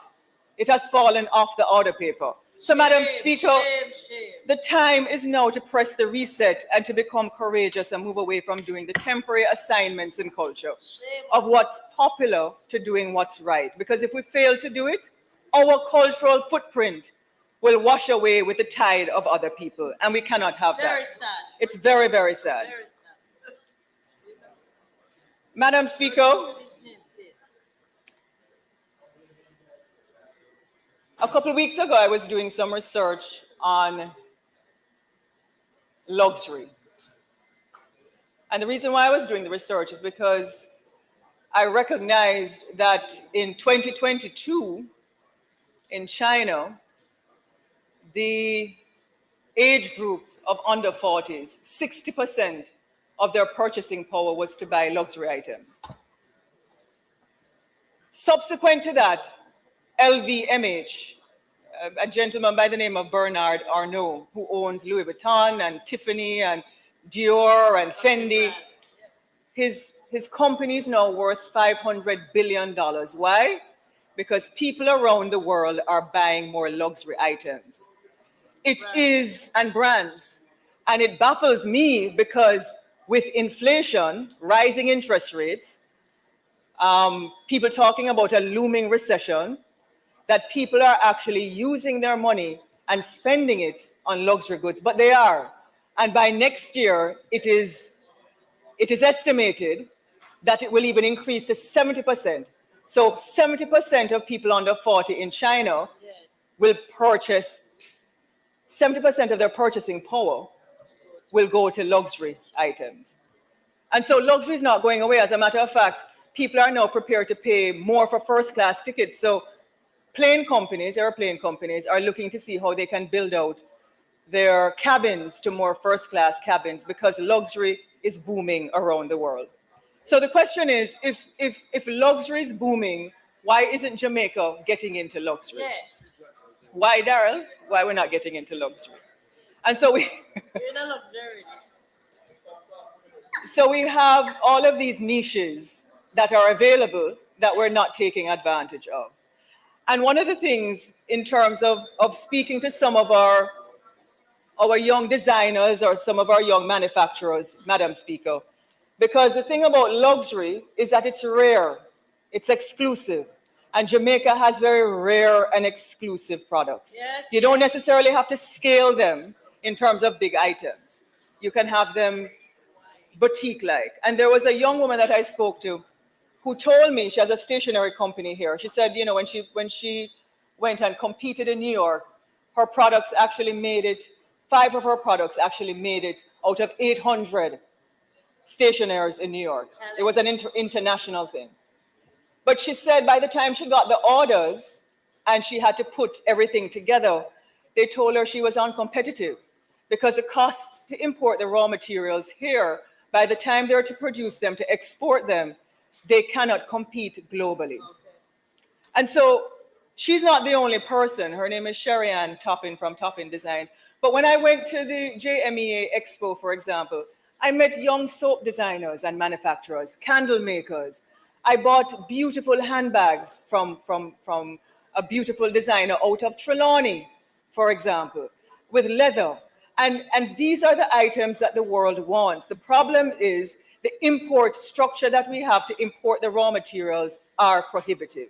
And so when you look at even our Blue Mountain coffee, which is rated as one of the most luxurious brands because of how we have to reap it, why aren't we doing things with it? In other words, if it's so expensive, why haven't we gone to LVMH, for example, and say, look, if you buy a Louis Vuitton bag, you get Blue Mountain coffee. And we partner with them. Or we do the value added. We do it another way. And we say we will produce the value added or give the framework for manufacturers of Blue Mountain coffee to produce. I'm sitting in a New York taxi, for example, from Midtown going down to Hudson Yards, which is about 20 minutes. And all I'm seeing is ads of Mexican avocados. I see it on a repeat about 6 times. Why am I not seeing Jamaican Blue Mountain coffee? Why am I not seeing it in Vogue? Why am I not seeing it in the fashion magazines? Why aren't we promoting it in another way? Nestle Nespresso, their most expensive capsule is a Blue Mountain capsule for their coffee machine. And somehow we're not making the connections that we actually have things that are luxurious that the world wants. And so apart from saying, look, and it's the same thing with our medical tourism and our wellness tourism. It's the same thing with our medical tourism and our wellness tourism. We haven't changed our tourism model in decades. And right now there is an investment banking conference going on in Berlin where the international, all of the heads, I'm surprised that our minister is not there, but all of them are there. And I spoke with one of the persons there today, and they said to me, look, you know what luxury is going to be in tourism in another couple of years? It's going to be pristine beaches. It's going to be where you can get an exclusive experience, where the beaches are untouched. That's right. St. Mary beaches. Right, what it, Pagy Beach, Oh, you fix you. all of those places. They clean you up. And so we have not married even our culture to tourism. We have been pursuing the same model for too long. Right now, as I said in here once before, Madam Speaker, the global wellness industry generated $4.4 trillion in 2020. At the same time, tourism wellness did $463 billion. Right now, today, health, wellness, fitness, cosmetics are global businesses. We're not taking advantage of it. Moreover, no, listen to me. Moreover, I button for you, you know. Okay. The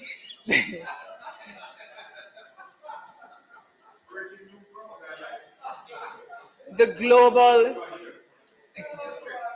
no man, I'm a friend. The global medical tourism market, Madam Speaker, accounted for $104 billion in 2019 and is projected to get to $273 billion. No more than ever, we must develop our medical tourism industry. We cannot keep pursuing the same sun, sand, sea, and reggae music. We are ideally suited to become a leader in this industry. People have to fly too far to Brazil, India, and other places for medical tourism when we can do it right here. And so there needs to be an intense focus to succeed in this industry. And with the rapid advances in medical technology, and I want the Prime Minister to listen to what I'm about to say.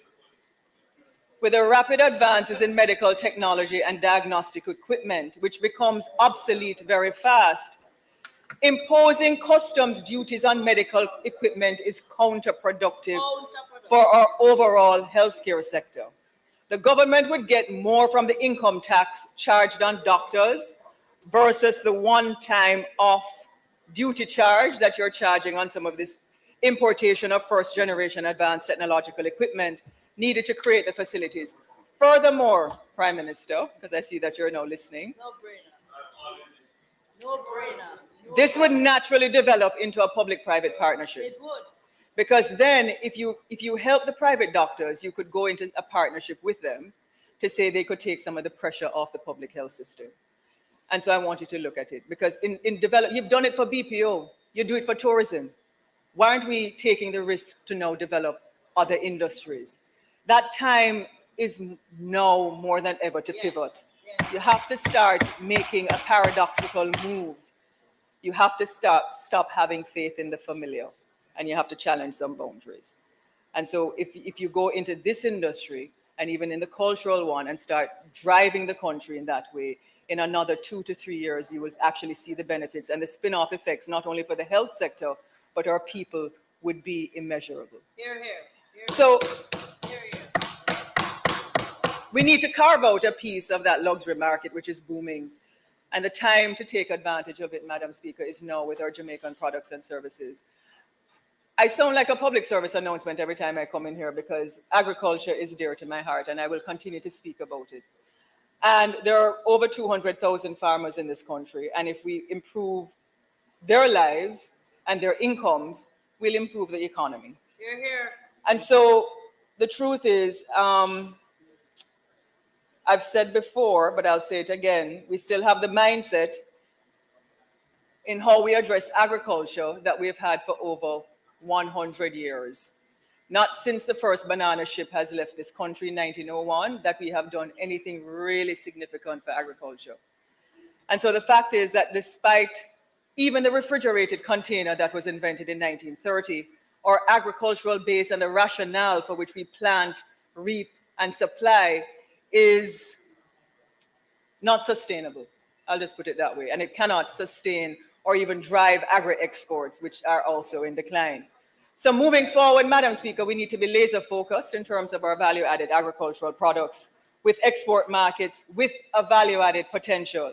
Our pepper, our ginger, our cocoa, our coffee, our ackee, our pawpaw, I demand. avocados. I don't know why we're not competing globally with avocados, and we have some of the best avocados in the world. Our Sea Island cotton or organic beef. Some of these products give us the best global competitive advantage. anywhere in the world. We have the best soil. And our taste profile beats the world hands down. But, Madam Speaker, we have had a protectionist mindset for a long time, an import substitution model, which really all it has done is build and large monopolies. The idea was that it was supposed to build local industries for export, but that hasn't happened. And so we consistently import 4 times more than we export. And because of it, local production is high. Yes. The only thing that really happens in some of these monopolies and is the labor, and a lot of it is automation. So that's why a lot of Jamaicans can't afford protein. That's why we import so much chicken back and offals in this country, because some who get the import substitution preferential agreements, it's not doing what it ought to do. And I won't go any more on that. No, not going further. But other countries, Madam Speaker, have built their per capita wealth for their people in less than 10 years. And for too long, we have not been building ours. So I want to make a proposal. And I know that when I say this, some persons, their backs might get up, but I'm going to say it anyway. When Michael Manley came out with Eat What You Grow and Grow What You Eat, it was relevant to that time. It was 50 years ago. And it was a concept because of the prevailing economic global circumstances, which actually forced us to look inward to plant and feed for ourselves.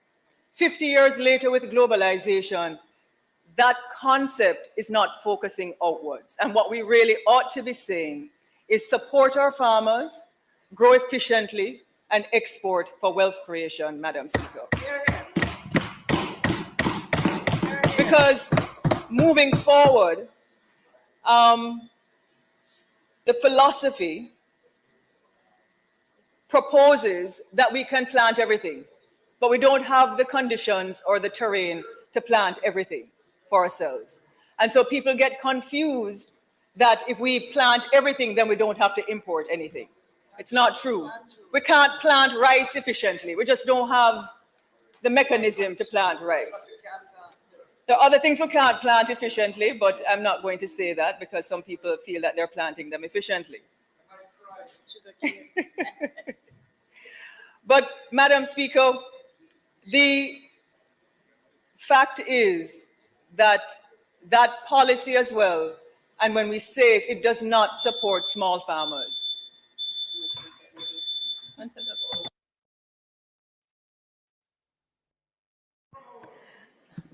Madam Speaker, I now ask that the member's time for speaking be extended by 15 minutes. Thank you. The question before the House is that the member be given an additional 15 minutes to complete her presentation. Those in favor? Those against? Yes. Thank you, Madam Speaker. And I thank my colleagues.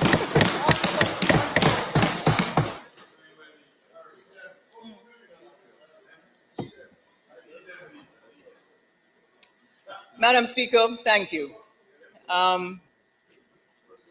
This particular agricultural policy that I speak about, which we need to get to, is really more suitable for a globally, technologically driven world. So maybe rather than continuously subliminally seducing our people into believing that part of it and keeping them in a realm that doesn't understand global productivity, we really ought to start incentivizing our farmers adequately. So that the farmers, the yam farmers in South Trelawney can get the adequate fertilizer, that we can actually be exporting containers of yam coming out of South Trelawney. Make you stay. You had your chance to speak. Madam Speaker, I was saying something to you. I was saying to you that if we stop to just think about how we need to reorient the system and provide our farmers with a systematic supply and demand approach so that they're not dumping 30% of what they produce, then farmers in your constituency would be given, in South Trelawney, would be given the adequate amounts of fertilizer, water systems, so that the yams that we're producing in the boxes could be supplying the tri-state area, and we would not have, people wouldn't be scrambling to be looking for 2 containers of yam consistently leaving our shores, which is what is happening now. People cannot get an adequate supply of yellow yam, which they want in the United States. They're taking it from Nigeria and they're taking it from Ghana. Absolutely. It should not happen. Our shipping systems are a lot better here, coming, rather than taking 18 weeks, it's better coming from here. So logistically, we should be reorienting our agricultural system, Madam Speaker. And not only doing it for yams, but we need to recognize that we must adapt to the world of globalization, because globalization is not adapting to us. It's actually the other way around. Right. And so even the global demand for hot sauce, we're not participating in it. We're not having our farmers designated to say, look, go into pepper farming. You know why? Because in 2020, it was a $4.3 billion industry. Wow. And by 2026, it's going to be $6 billion. Right now, there are companies beating Jamaica with some taste bad pepper sauce internationally that tastes like salt and vinegar, when you can have so many other companies like Walker's Wood and Spurtree and others that just need for us to start setting up the value-added factories that they can plant all the pepper in the world. That's what the Dominican Republic and that's what Costa Rica does. They have redesigned their markets to plant and to produce plantain and banana chips. Most Jamaicans don't realize that most of the plantain chips that they buy in Jamaica are made in Costa Rica and made in the Dominican Republic and distributed here, because big companies, because they have economies of scale. What is it that we're producing? What is Jamaica known for internationally that we export? What have we put our farmers in? We've been doing it for the last 100 years the same way. That is why, Prime Minister, Floyd, give me a minute here. That is why, PM, I'm so excited about this new bamboo pulp investment, the $60 billion investment that's taking place in Westmoreland. And I want you to understand that they need 25,000 acres of idle sugar land. What that will do for farmers, at least 1,000 farmers can be planting bamboo. And it's a long-term sustainable export project that will give bamboo pulp to the rest of the world. We need more investments like that so our farmers can actually have an adequate supply. When I talk to a St. Thomas farmer, woman, grandmother at the St. Thomas market, for example, who has her granddaughter sleeping on her lap on a Saturday morning in the hot sun. All of us have that in our constituencies at markets. And she has to come out because she has to sell 1 box of plantain. She has to sell that 1 box of plantain because she has to send that child, her grandchild, to school. Because everybody, the grandmother still maintains the grandchild in some multi-generational homes. But she shouldn't have to do that. She shouldn't have to leave where she's coming from far to sell 1 box of plantain. She should be able to know that Jamaica has plantain factories, that if she plants her entire 1 acre in plantain, she will have a market for it and a demand for it. And they will come and pick it up. But we need to have the factories, we need to have the cold storage, we need to have the dry storage, and we need to have the supply chain from the beginning all the way to the packaging, from the inputs all the way to the manufacturing of the finished product for the export. No, Luther and I work well together. Yeah, man.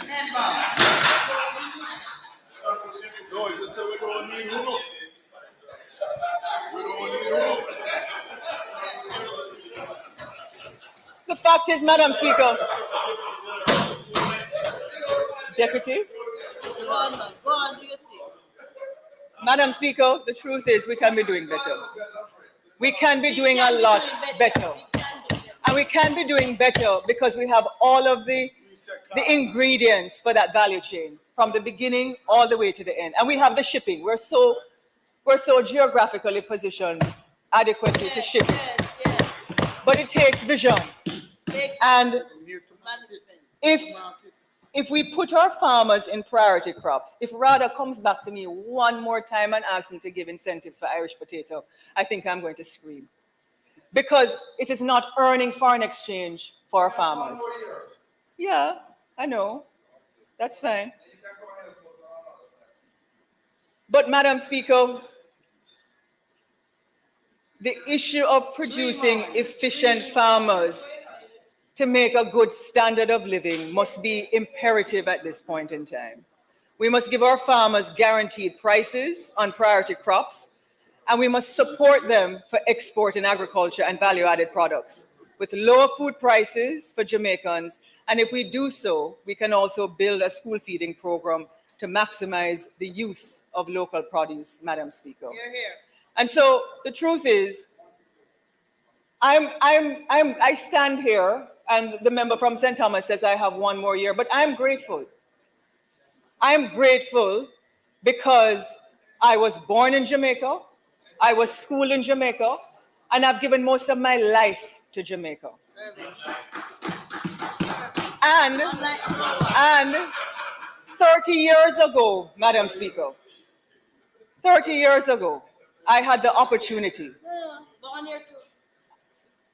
30 years ago, I had an opportunity to walk a global stage, labeled as a Jamaican, and won. And so I'm always Jamaican first, and I'm grateful. Hey!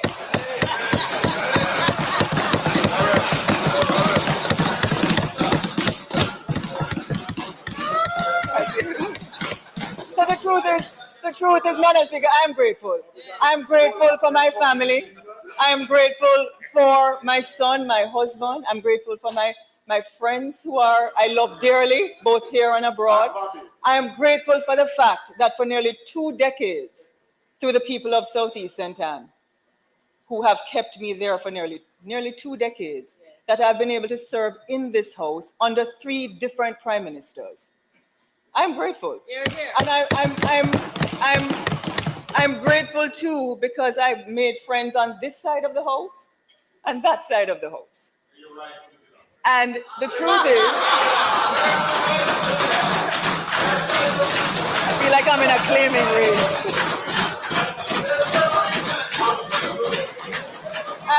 And I'm grateful, Madam Speaker, that despite my rebelliousness, my party leader continues to give me a pass to be who I am. Hear, hear. Hear, hear. So, Madam Speaker, I am Jamaican first. I am Jamaican first. I am Jamaican. No, seriously. I am Jamaican first. All the time and every time. And I'm Jamaican because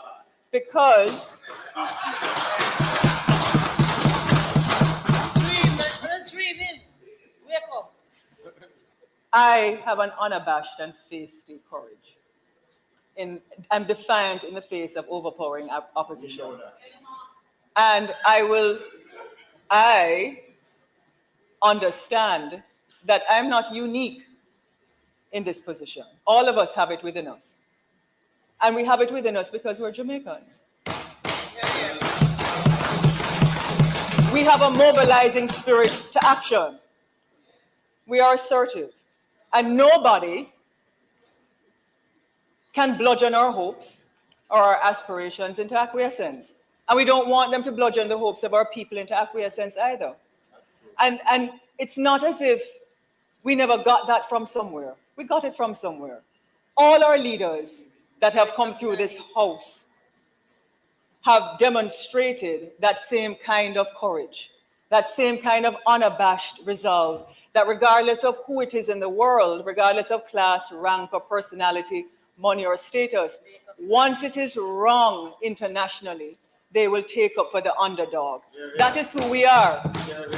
And that is why, it's no secret, that is why. Hi, Phil Swift here. This is Flex Super Glue. Just one single drop virtually welds itself to the surface and can easily lift over 3 tons. Get the new Flex Super Glue because it works. Other sang about concrete being cold ground. Michael Manley said, look, equal work for equal pay. People must be able to own land. All of these, this is who we are. Exactly. Right? And it is not that we are going to be counterproductive. That is why all of us have that courage. That is why it behoves me to challenge in September.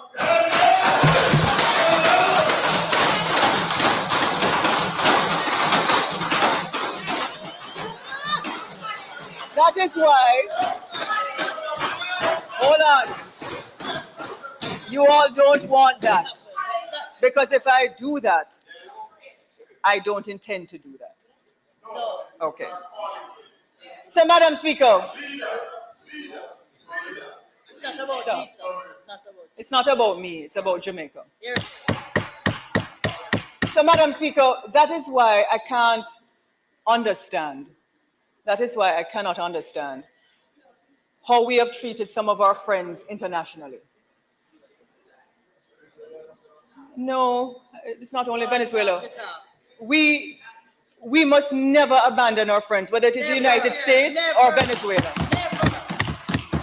Because Venezuela and the Venezuelan people, when we needed it most, gave us a $3 billion loan at 1%. 1%. And in July of 2015, they actually allowed us to pay $1.5 billion, which not only reduced our debt to GDP ratio, but it increased our international financial standing in real aggregate terms. Absolutely. Because of it. And what did we do? We compulsorily acquired their shares in late 2017, early 2018. The problem is now, while that court case, because Venezuela has sued Jamaica, that court case is in abeyance indefinitely. Meanwhile, Venezuela is still selling oil to other people in the Caribbean and at discounted rates when we're buying oil at different rates. And so what I'm saying is we cannot be seen to abandon our friends, whether it is the United States or whether it is Venezuela. That's right. And we also cannot be seen, Madam Speaker, to be doing the bidding of other people over the dominion of a sovereign nation. And so I ask, where has the courage in our diplomacy and of friendship, where has it gone? Yes. Because Jamaica has always been willing to provide visionary leadership in the ACP, in CARICOM. And I recognize the Prime Minister, I recognize your meeting with the UN Secretary General, and I want to take the time to applaud the conversations that are taking place. It is a good example for the world to see that we are entering further along the path of climate protection, climate resilience, and all of the attendant issues that go into protecting a small island developing state. And this is where I want to come to. Jamaica also has to lead, not listen, lead on the fact that we're having a civil war in Haiti, in one of our neighbors. Doesn't sit well with me. And the fact that we need to become a principal interlocutor in working to get the United States to remove the embargo on Cuba are things that our foreign affairs policy needs to continuously work at. We have two neighbors that are in turmoil. Madam Speaker, I only need 5 more minutes. And we cannot be seen as such a courageous nation that we are, to have this happening right beside us, and we're not doing everything in our power to help our brothers and sisters in those two countries. And so, Madam Speaker, while the world continues to change rapidly, because it is, and it is perhaps a scary time for a lot of people, especially looking at where automation took away manufacturing jobs and then they went into services, and now artificial intelligence looks like it's going to take away service jobs. We have to prepare our people. This is not something that is just going to come as a 9-day wonder. Artificial intelligence is here. It is going to take jobs. So we have to prepare our people's imagination, efficiency, productivity to go ahead of it, and our skills. And we have those industries. We can do it in culture in terms of globalizing. We can do it in medical tourism and wellness tourism, value-added agriculture, because an avatar cannot make food. We can. And so, Madam Speaker, the time has come to start listening again, to start acting, to start doing those big things and making those bold moves, to think big and to go global. Because we need to start asking ourselves who we are and what we believe in. And the time has come. We have a moment to rekindle our soul for global humanity. And we also have a moment to say to our people that not only must they get more connected, but they must be calm about their activism and encouraged to fight for greater things, greater than themselves, while at the same time, we must encourage them to eschew political hypocrisy about correctedness. And we must also build the industries. We must also build the industries that can help them to increase their per capita income. We have that moment. If we squander it and if we turn a blind eye to it, it is going to miss us. And we must seize it. And I fear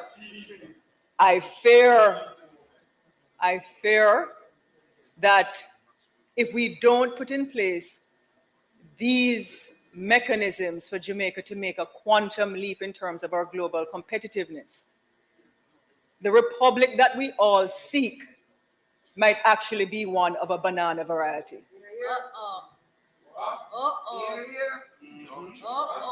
Because we will not be competing on the world stage, which we must.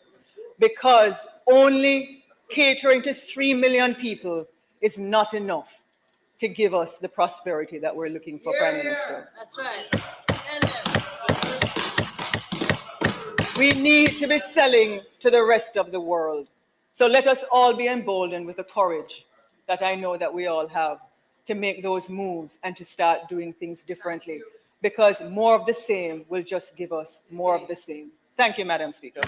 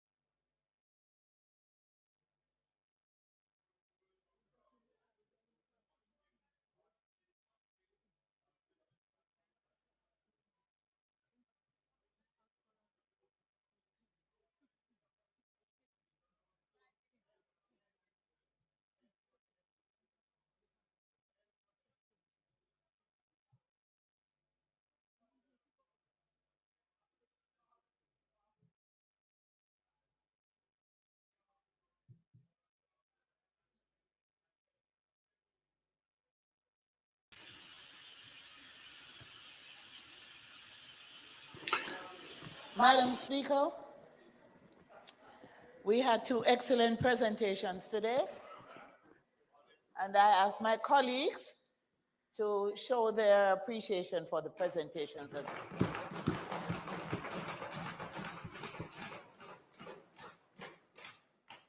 So, Madam Speaker, I now ask that the sectoral debate be suspended.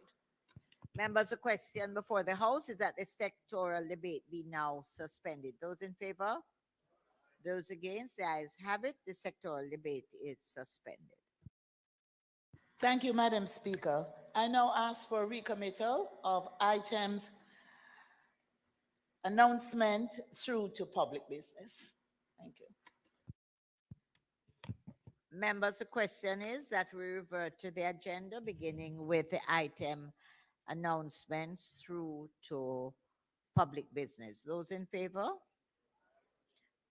Those against? The ayes have it. Announcements.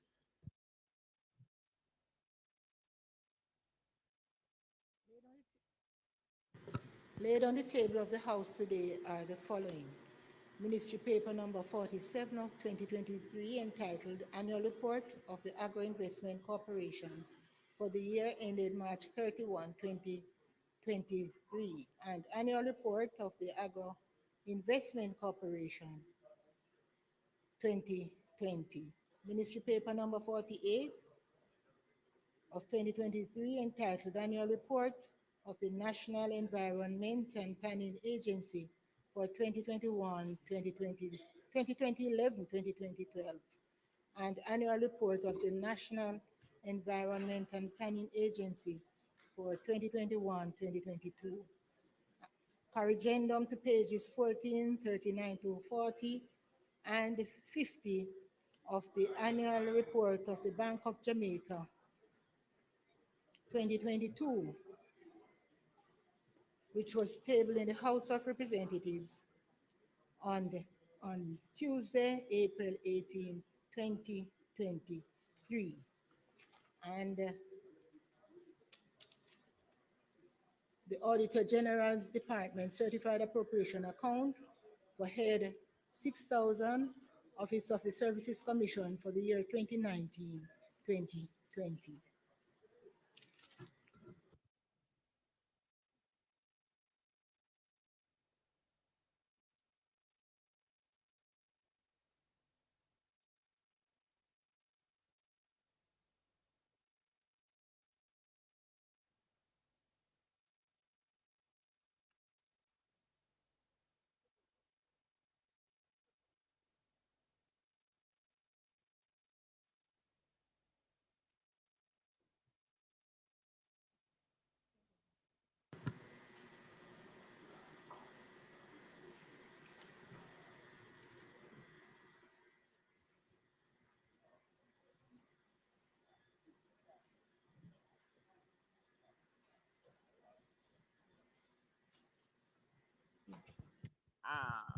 We're now at bills brought from the Senate. Come in, madam. Yes, madam. The following is a message from the President of the Senate. To the Honorable House of Representatives, I have the honor to advise the Honorable House of Representatives that on the 12th day of May 2023, the Senate agreed to the House of Representatives amendment to a bill entitled An Act to Establish what is to be called the National Compliance and Regulatory Authority to regulate the processes and practices connected with the manufacture, production, processing, and treatment of commodities for which a compulsory standard specification or technical regulation has been declared, and for connected matters. Signed, Thomas Tavares, Finsno, JCD, KCJP, President of the Senate. Also, I have the honor to advise the Honorable House of Representatives that on the 12th day of May 2023, a bill entitled An Act to Amend the Copyright Act was passed in the Senate. Signed, Thomas Tavares, Finsno, JCD, KCJP, President of the Senate. Petitions, papers, reports from committees, notices of motions given orally, questions and answers to questions, motions that may be made at the commencement of public business requiring notice, motions relating to sittings of the House, motions for leave to introduce bills, presentation of bills without leave of the House first obtained, public business.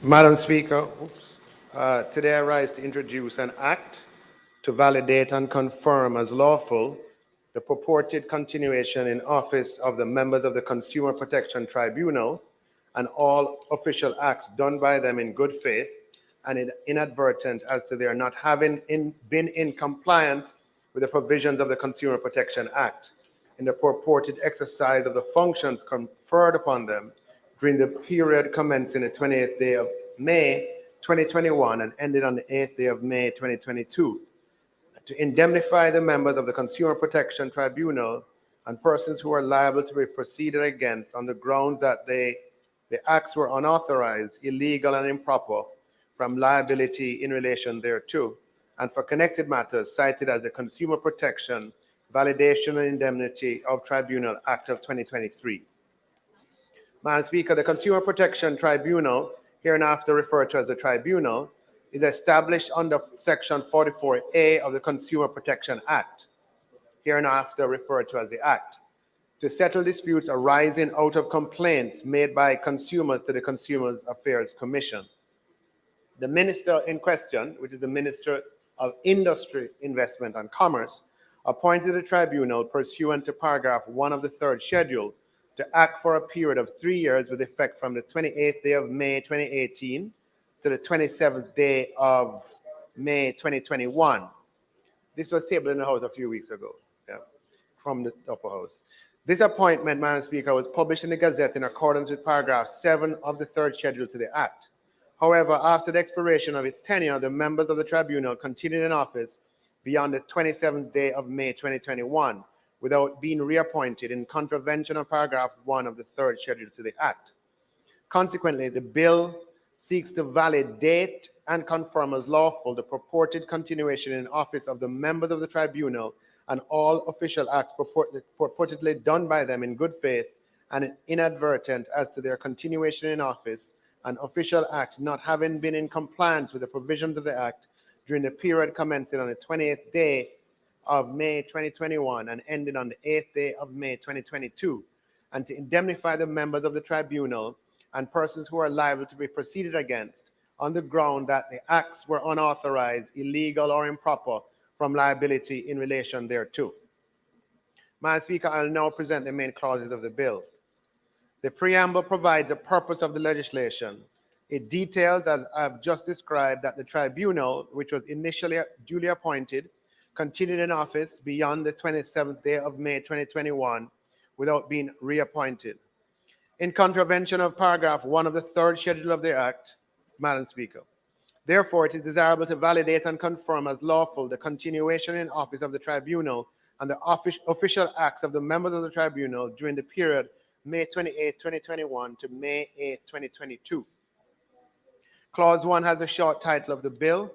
Clause 2, Madam Speaker, subsection 1 provides that the continuation in office of the members of the Consumer Protection Tribunal specified in the schedule and all acts of those members in the exercise of their functions in good faith and inadvertent as to their continuation in office and acts not having been in compliance with the provisions of the Act during the period commencing 28th day of May 2021 and ending on the 8th day of May 2022 are declared to have been validly, properly, and lawfully made and done to all intents and purposes and with effect as if authorized pursuant to the Act.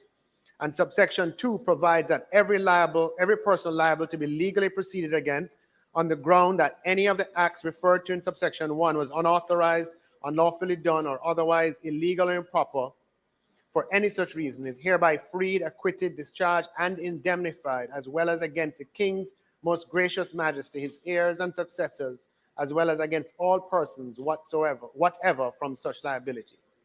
Madam Speaker, the schedule provides for the list of persons that were members of the tribunal that continued in office after the expiration of the term to which the bill applies. The memorandum of objects and reasons stipulates that the key objectives of the Act. And Madam Speaker, I now invite members of this honorable House to support the passage of this bill.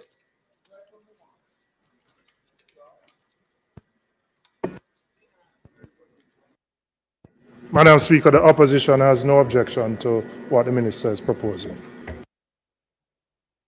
Minister, it doesn't seem as if they're so you can conclude the debate. Yeah. Madam Speaker, I now ask for second reading of the bill. Members, the question before the House is that the bill be read a second time. Those in favor? Those against? The ayes have it. A bill entitled An Act to Validate and Confirm as Lawful the purported continuation in office of the members of the Consumer Protection Tribunal and all official acts done by them in good faith and inadvertent as to their not having been in compliance with the provisions of the Consumer Protection Act in the purported exercise of the functions conferred upon them during the period commencing on the 28th day of May 2021 and ending on the 8th day of May 2022, to indemnify the members of the Consumer Protection Tribunal and persons who are liable to be proceeded against on the ground that the acts were unauthorized, illegal, or improper from liability in relation thereto and for connected matters. Read a second time. Members, the House will now resolve itself into a committee of the whole House to consider the bill clause by clause. Members, I put clause 1. Those in favor? Members, I put clause 2. Those in favor? The ayes have it. I put the schedule. Those in favor? The ayes have it. I now put the preamble. Those in favor? The ayes have it. I put the title and the enacting clause. Those in favor? Those against? The ayes have it. Members, the question is that I do report the bill as having passed committee stage without any amendments. Those in favor? Those against? The ayes have it. Members of the House, I do report the bill as having passed committee stage with no amendments. Minister? Minister? Madam Speaker, I ask for a third reading of the bill. The question is that the bill be read a third time. Those in favor? Those against? The ayes have it. A bill entitled An Act to Validate and Confirm as Lawful the purported continuation in office of the members of the Consumer Protection Tribunal and all official acts done by them in good faith and inadvertent as to their not having been in compliance with the provisions of the Consumer Protection Act in the purported exercise of the functions conferred upon them during the period commencing on the 28th day of May 2021 and ending on the 8th day of May 2022, to indemnify the members of the Consumer Protection Tribunal and persons who are liable to be proceeded against on the ground that the acts were unauthorized, illegal, or improper from liability in relation thereto and for connected matters, read a third time and passed. Members, the bill has been passed.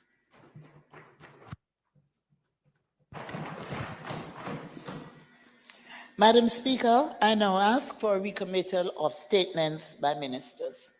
Members, the question before the House is for the recommittal of the item on the agenda, statements by ministers. Those in favor? Those against? The ayes have it. House Leader.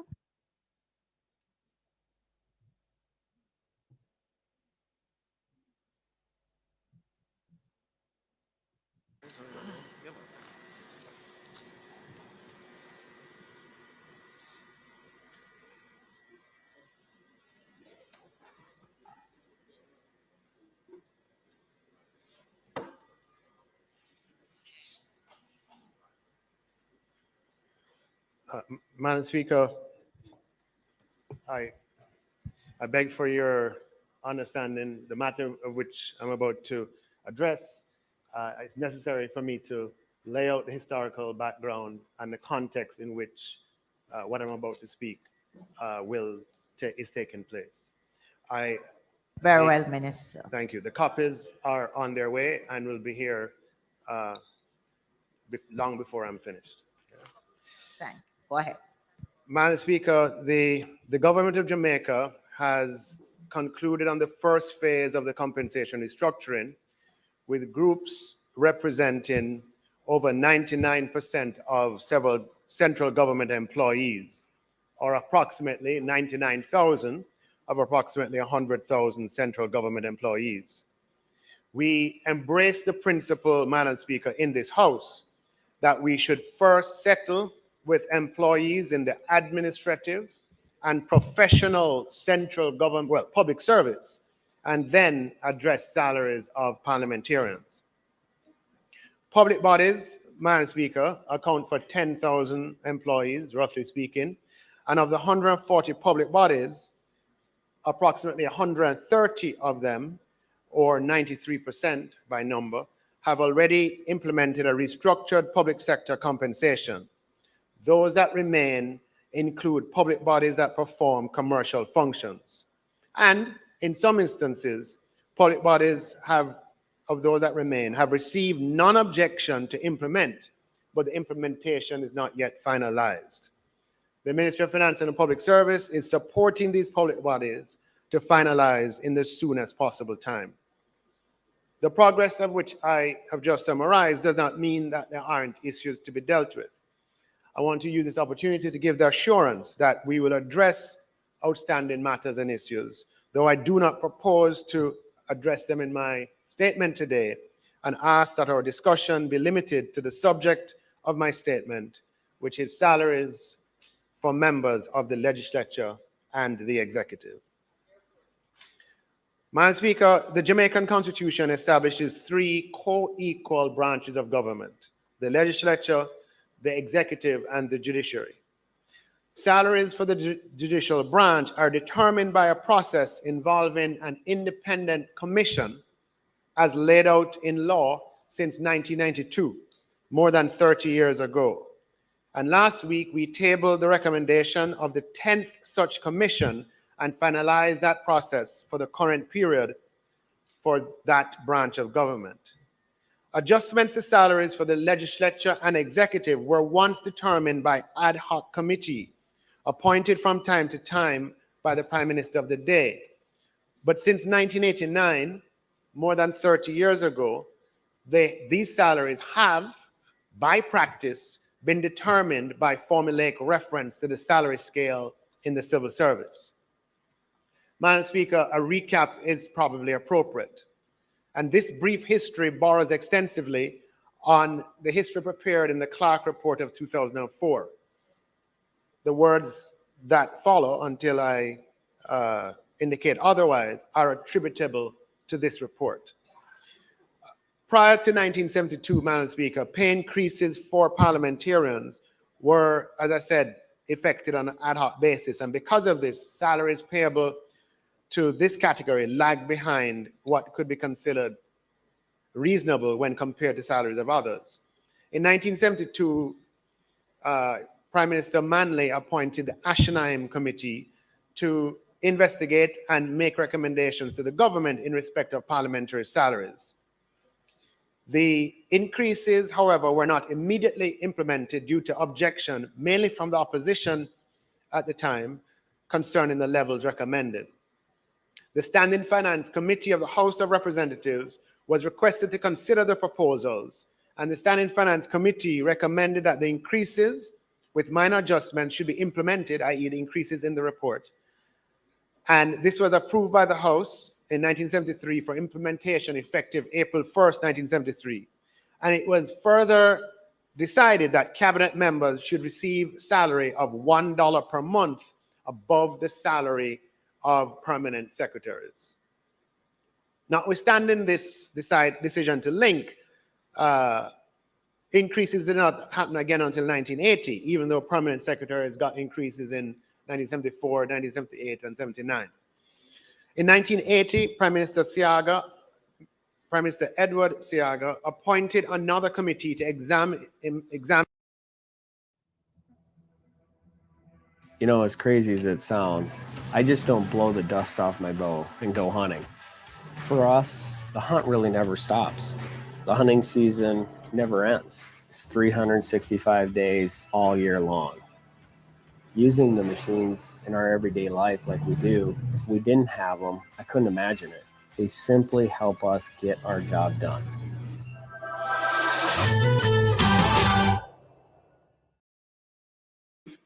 and I'm quoting, cabinet ministers should at all times receive an amount equivalent to not less than $52 per annum above salaries paid to permanent secretaries. Consequently, the salary of the cabinet minister was set at $52 per annum above the maximum of the highest level permanent secretary, effective April 1st of 1986, July 1986. And the intention was that the salary of all other parliamentarians would have moved proportionately in keeping with the recommendation of the SASO committee. In the latter part of 1989, Prime Minister Michael Manley established a committee chaired by Douglas Fletcher to establish criteria for and the extent of the state and establish criteria for an extent of state and private sector support for political parties. The committee was later requested to include matters relating to salaries. And in the report handed down by the Fletcher Committee, it was recommended that the formula which sets the salary of the cabinet minister at $52 per annum above that of a permanent secretary be retained. Based on the established linkage between the salary of members of Parliament and the civil service, which was agreed to in 1981 and recommended by the SASO Committee of 1980 and the Fletcher Committee of 1989, the salaries of parliamentarians have, since the 1990s, moved automatically whenever there's a general salary increase in the civil service. The established linkages from the early 1990s are as follows. Prime Minister at 33.3% above the cabinet minister. The Deputy Prime Minister at 16.5% above the cabinet minister, 16.65%. The Minister of Finance at 8% above the cabinet minister. The cabinet minister at $52 per annum above the maximum of the permanent secretary scale. The Minister of State and the Speaker of the House at 12.5% below the cabinet minister. The leader of the opposition, parliamentary secretary, deputy speaker, 25% below the cabinet minister, and other members of parliament, 37.5% below the cabinet minister. I should mention, Madam Speaker, that the Prime Minister Patterson appointed the Clarke Committee of 2004, and it recommended delinking the salaries of members of the executive and legislature from that of senior civil servants, and proposed a new basis of pay inclusive of performance incentives, which together would have yielded much higher pay at the time. However, this report was not accepted, and I believe the then opposition objected, and pay in the executive and legislature have been determined in a manner consistent with the framework laid out in the SASO and Fletcher committee reports of 1980 and 1989. The two changes to that framework have been that the salary of the leader of the opposition was moved to be equivalent to the salary of the deputy prime minister, and the salary of the Speaker of the House was moved to be equivalent to that of a cabinet minister at some time over that 30-year period. I don't have the exact date. So, Madam Speaker, elements of the SASO-Fletcher framework, i.e. setting the cabinet minister at $52 per annum above the maximum salary level of the permanent secretary, have been applied in determining pay for cabinet ministers since 1986, i.e. for 37 years. Now, there have been instances over that time when permanent secretaries have been adjusted and the cabinet ministers did not follow up inadvertently. But the principle has been in existence for 37 years. Moreover, Madam Speaker, the benchmarking of salaries to cabinet ministers the benchmarking of salaries of cabinet ministers to permanent secretaries more generally has existed since April 1st of 1973. That is for 50 years. In 1973, it was $1 per month over permanent secretaries, or $12 a year. And in 1986, it moved to $1 per week, which is $52. I suppose we should do $1 per day now. But so the concept of linking the cabinet members' pay to that of the permanent secretary has existed unbroken for 50 years. Over time, Madam Speaker, while there have been squabbles and some disunity at times over parliamentary salaries in this House, this framework has endured. And Madam Speaker, we respect that endurance and therefore do not propose to change that framework. we propose to apply the existing framework for cabinet ministers to the new restructured central government compensation scale. Now, Madam Speaker, before I get to the precise level of salaries, let me say that the application of this framework will result in levels of salary increases that will attract attention, and rightly so. As such, as accountable officers, it's necessary to provide the context, the thought process, and the principles at work. Madam Speaker, while much has been ventilated in the public domain, it has escaped media attention that the public sector restructuring has resulted in significant movement in salary scales for a majority of persons who work in the public service. You don't increase public sector compensation by $100 billion without such an outcome, no matter what may dominate the headlines. And I need to provide some examples, Madam Speaker, since these have, though it's public, have not appeared in the public domain.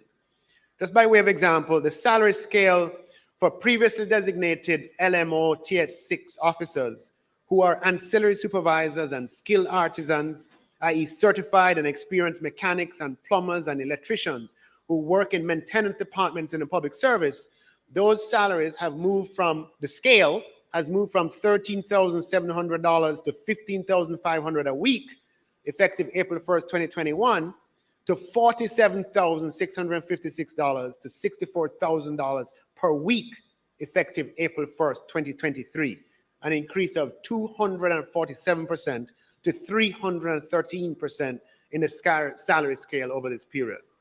This corresponding salary scale over the same period for the LMO TS5 was between 200% and 360%. For the LMO TS4, between 178 and 230%. For the LMO TS3, between 80% and 120%. For the LMO TS2, from 60% to 100%. At the starting level of the previous LMO scale, the salary scales for the LMO TS1, who are our groundsmen and watchmen and entry-level ancillary workers in the public service, has moved from $9,781 to $11,000 a week to $16,400 to $22,000 per week as at April 1st, 2023, and that salary scale movement reflects 68% to 100%. Madam Speaker, there are approximately 6,000 Jamaicans in the categories of previously designated LMO TS1 to TS6 officers. Madam Speaker, the context of what we're doing is a restructured public sector compensation in which compensation scales have been stretched to address the need to attract and retain talent at all levels to run the public bureaucracy, both at administrative levels and today at the political levels. The political directorate is the policy-making arm of government that sits at the top of the administrative arm of government. Permanent secretaries who have administrative control over their ministries are responsible for executing the policy directions and ensuring the delivery of the policy outcomes that come from the political directorate. Though roles differ, it's a continuous chain from the political directorate to the public sector officers. The political directorate provides strategic direction for the public sector and is therefore part of the delivery of public services through the Jamaican public sector. From the analysis conducted by Ernst & Young, who were consultants to the government on the public sector restructuring, the senior levels in the public sector were the furthest away from market. This is consistent with anecdotal evidence and has been a significant problem that has cost the country. Madam Speaker, if the public sector is unable to retain its leadership or to attract the most appropriate, experienced, and qualified leadership, the entire organization is put in jeopardy. We have to be able to attract new blood into the leadership levels of the public sector, to infuse new ways of thinking, new ideas for the organization's own growth and development. And we also need to attract persons to leadership, whether those persons are internal to the organization. For internal persons, outside of their own ambitions, they need to see that stepping up to leadership is worthwhile. And for the external prospects, they too need to see that making a transition is worthwhile to step into leadership in public sector organizations. Persons need to be encouraged in making career moves into public sector leadership, central government, public bodies, the political directorate, without putting their economic security at total risk. As such, Madam Speaker, there has been significant adjustment to the salary scales for the leadership across the public sector. And bear with me while I just give a few examples. And I've brought some of the salary scales to share. In the police force, the salary scale for the deputy commissioner, before you consider other things, has moved from 9 million to 10.8 million to 14 million to 17 million, effective April 1, 2023. The salary scale for the superintendent was 5.6 million to 6.7 million. And for 2023, that's now 9.5 million to 11.6 million. For the deputy superintendent, who used to be at 3.3 million to 4 million, that's now at 6.2 million to 7.5 million. For the legal profession in the public service, Madam Speaker, the legal officer 6 has moved from 4.9 to 5.9 million, if you can just bear those numbers, as at April 2021, to 10.1 to 13.6 million. 4.9 to 5.9 to 10.1 to 13.6. The legal officer 5 has moved from 4.1 to 4.8 to 10.1 to 13.6 million. In the nursing profession, the salary scale in the leadership, Madam Speaker, has moved from 3.5 to 4.2, which is what it was in 2021. 3.5 million to 4.2 million to 9.25 million to 10.995 million as at April 2023, Madam Speaker.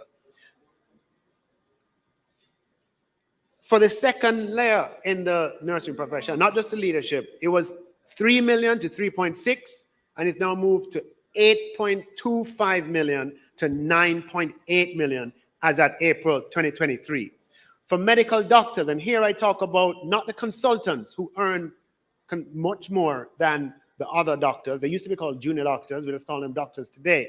The salaries before this reform at the highest level of the medical doctor profession, the salaries were 3 million to 3.6 million in 2021, and we have moved those now to 8.2 million to 9.8 million. The salary scale for medical doctors at the MO2 level were 2.6 million to 3.1 million, and they have moved to 7.3 million to 8.7 million. The salary scale at the MO1 level was 2.2 million to 2.7 million. That's moved to 6.3 to 7.5 million. Madam Speaker, is necessary because the media hasn't really done it for us, even though the information is public. And I just think in coming to address salaries that we know will gather headlines in the public domain, it is necessary to put out information, Madam Speaker, where we have addressed salaries in the leadership levels of the public sector. And just to continue, Madam Speaker, the salary scale in the teaching profession, Madam Speaker, and I'll spend a little more time on this one, for principals of tertiary colleges, salaries were 4.3 million to 4.9 million, and those have moved to 10.4 million to $13 million, Madam Speaker, for 2023. The salaries for principals of the larger secondary schools used to be 2.9 million to 3.4 million, and those salaries are now 8.5 million to $10.9 million, Madam Speaker. The salary scale for principals of the smallest secondary schools used to be 2.2 million to 2.6 million in April as at April 2021. Those as at April 2023 are now 5.6 to 7.2 million dollars. So 2.2 to 2.6 moved to 5.6 to 7.2. Madam Speaker, the salary scale for secondary school vice principals has moved from 2.1 million to 2.4 million as at April 1st, 2021, and I will provide all this information I don't want to circulate it now because it will just distract a little bit. But I think members of this House need to be armed with all of this information. Okay, from vice principals from 2.1 to 2.4 million to 4.6 million to $5.8 million as at April 2023. For the large, and it doesn't stop at the secondary schools, for the largest primary schools, salaries have moved from 2.4 million to 2.6 million as at April 1st, 2021 to 7 million to 8.9 million as at April 1st, 2023. Madam Speaker, salary scales for principals at the smallest primary schools, which used to be 1.7 million to 2 million as at April 1st, 2021, are now 5.6 million to 7.2 million as at April 2023. For the Master Teacher 1, salaries used to be 1.6 to 1.86 million, and now, Madam Speaker, as at 2021, and now as at 2023, they're 4 million to $5.1 million at April 2023. And Madam Speaker, this is just a small sample, just sampling the leadership in the public service. I could go to the leadership in all areas, probation officers, aftercare officers, medical records clerks, etc. Across the public service, Madam Speaker, we have, among other things, moved the leadership of the public service up in compensation because of the findings of the market survey by Ernst & Young that they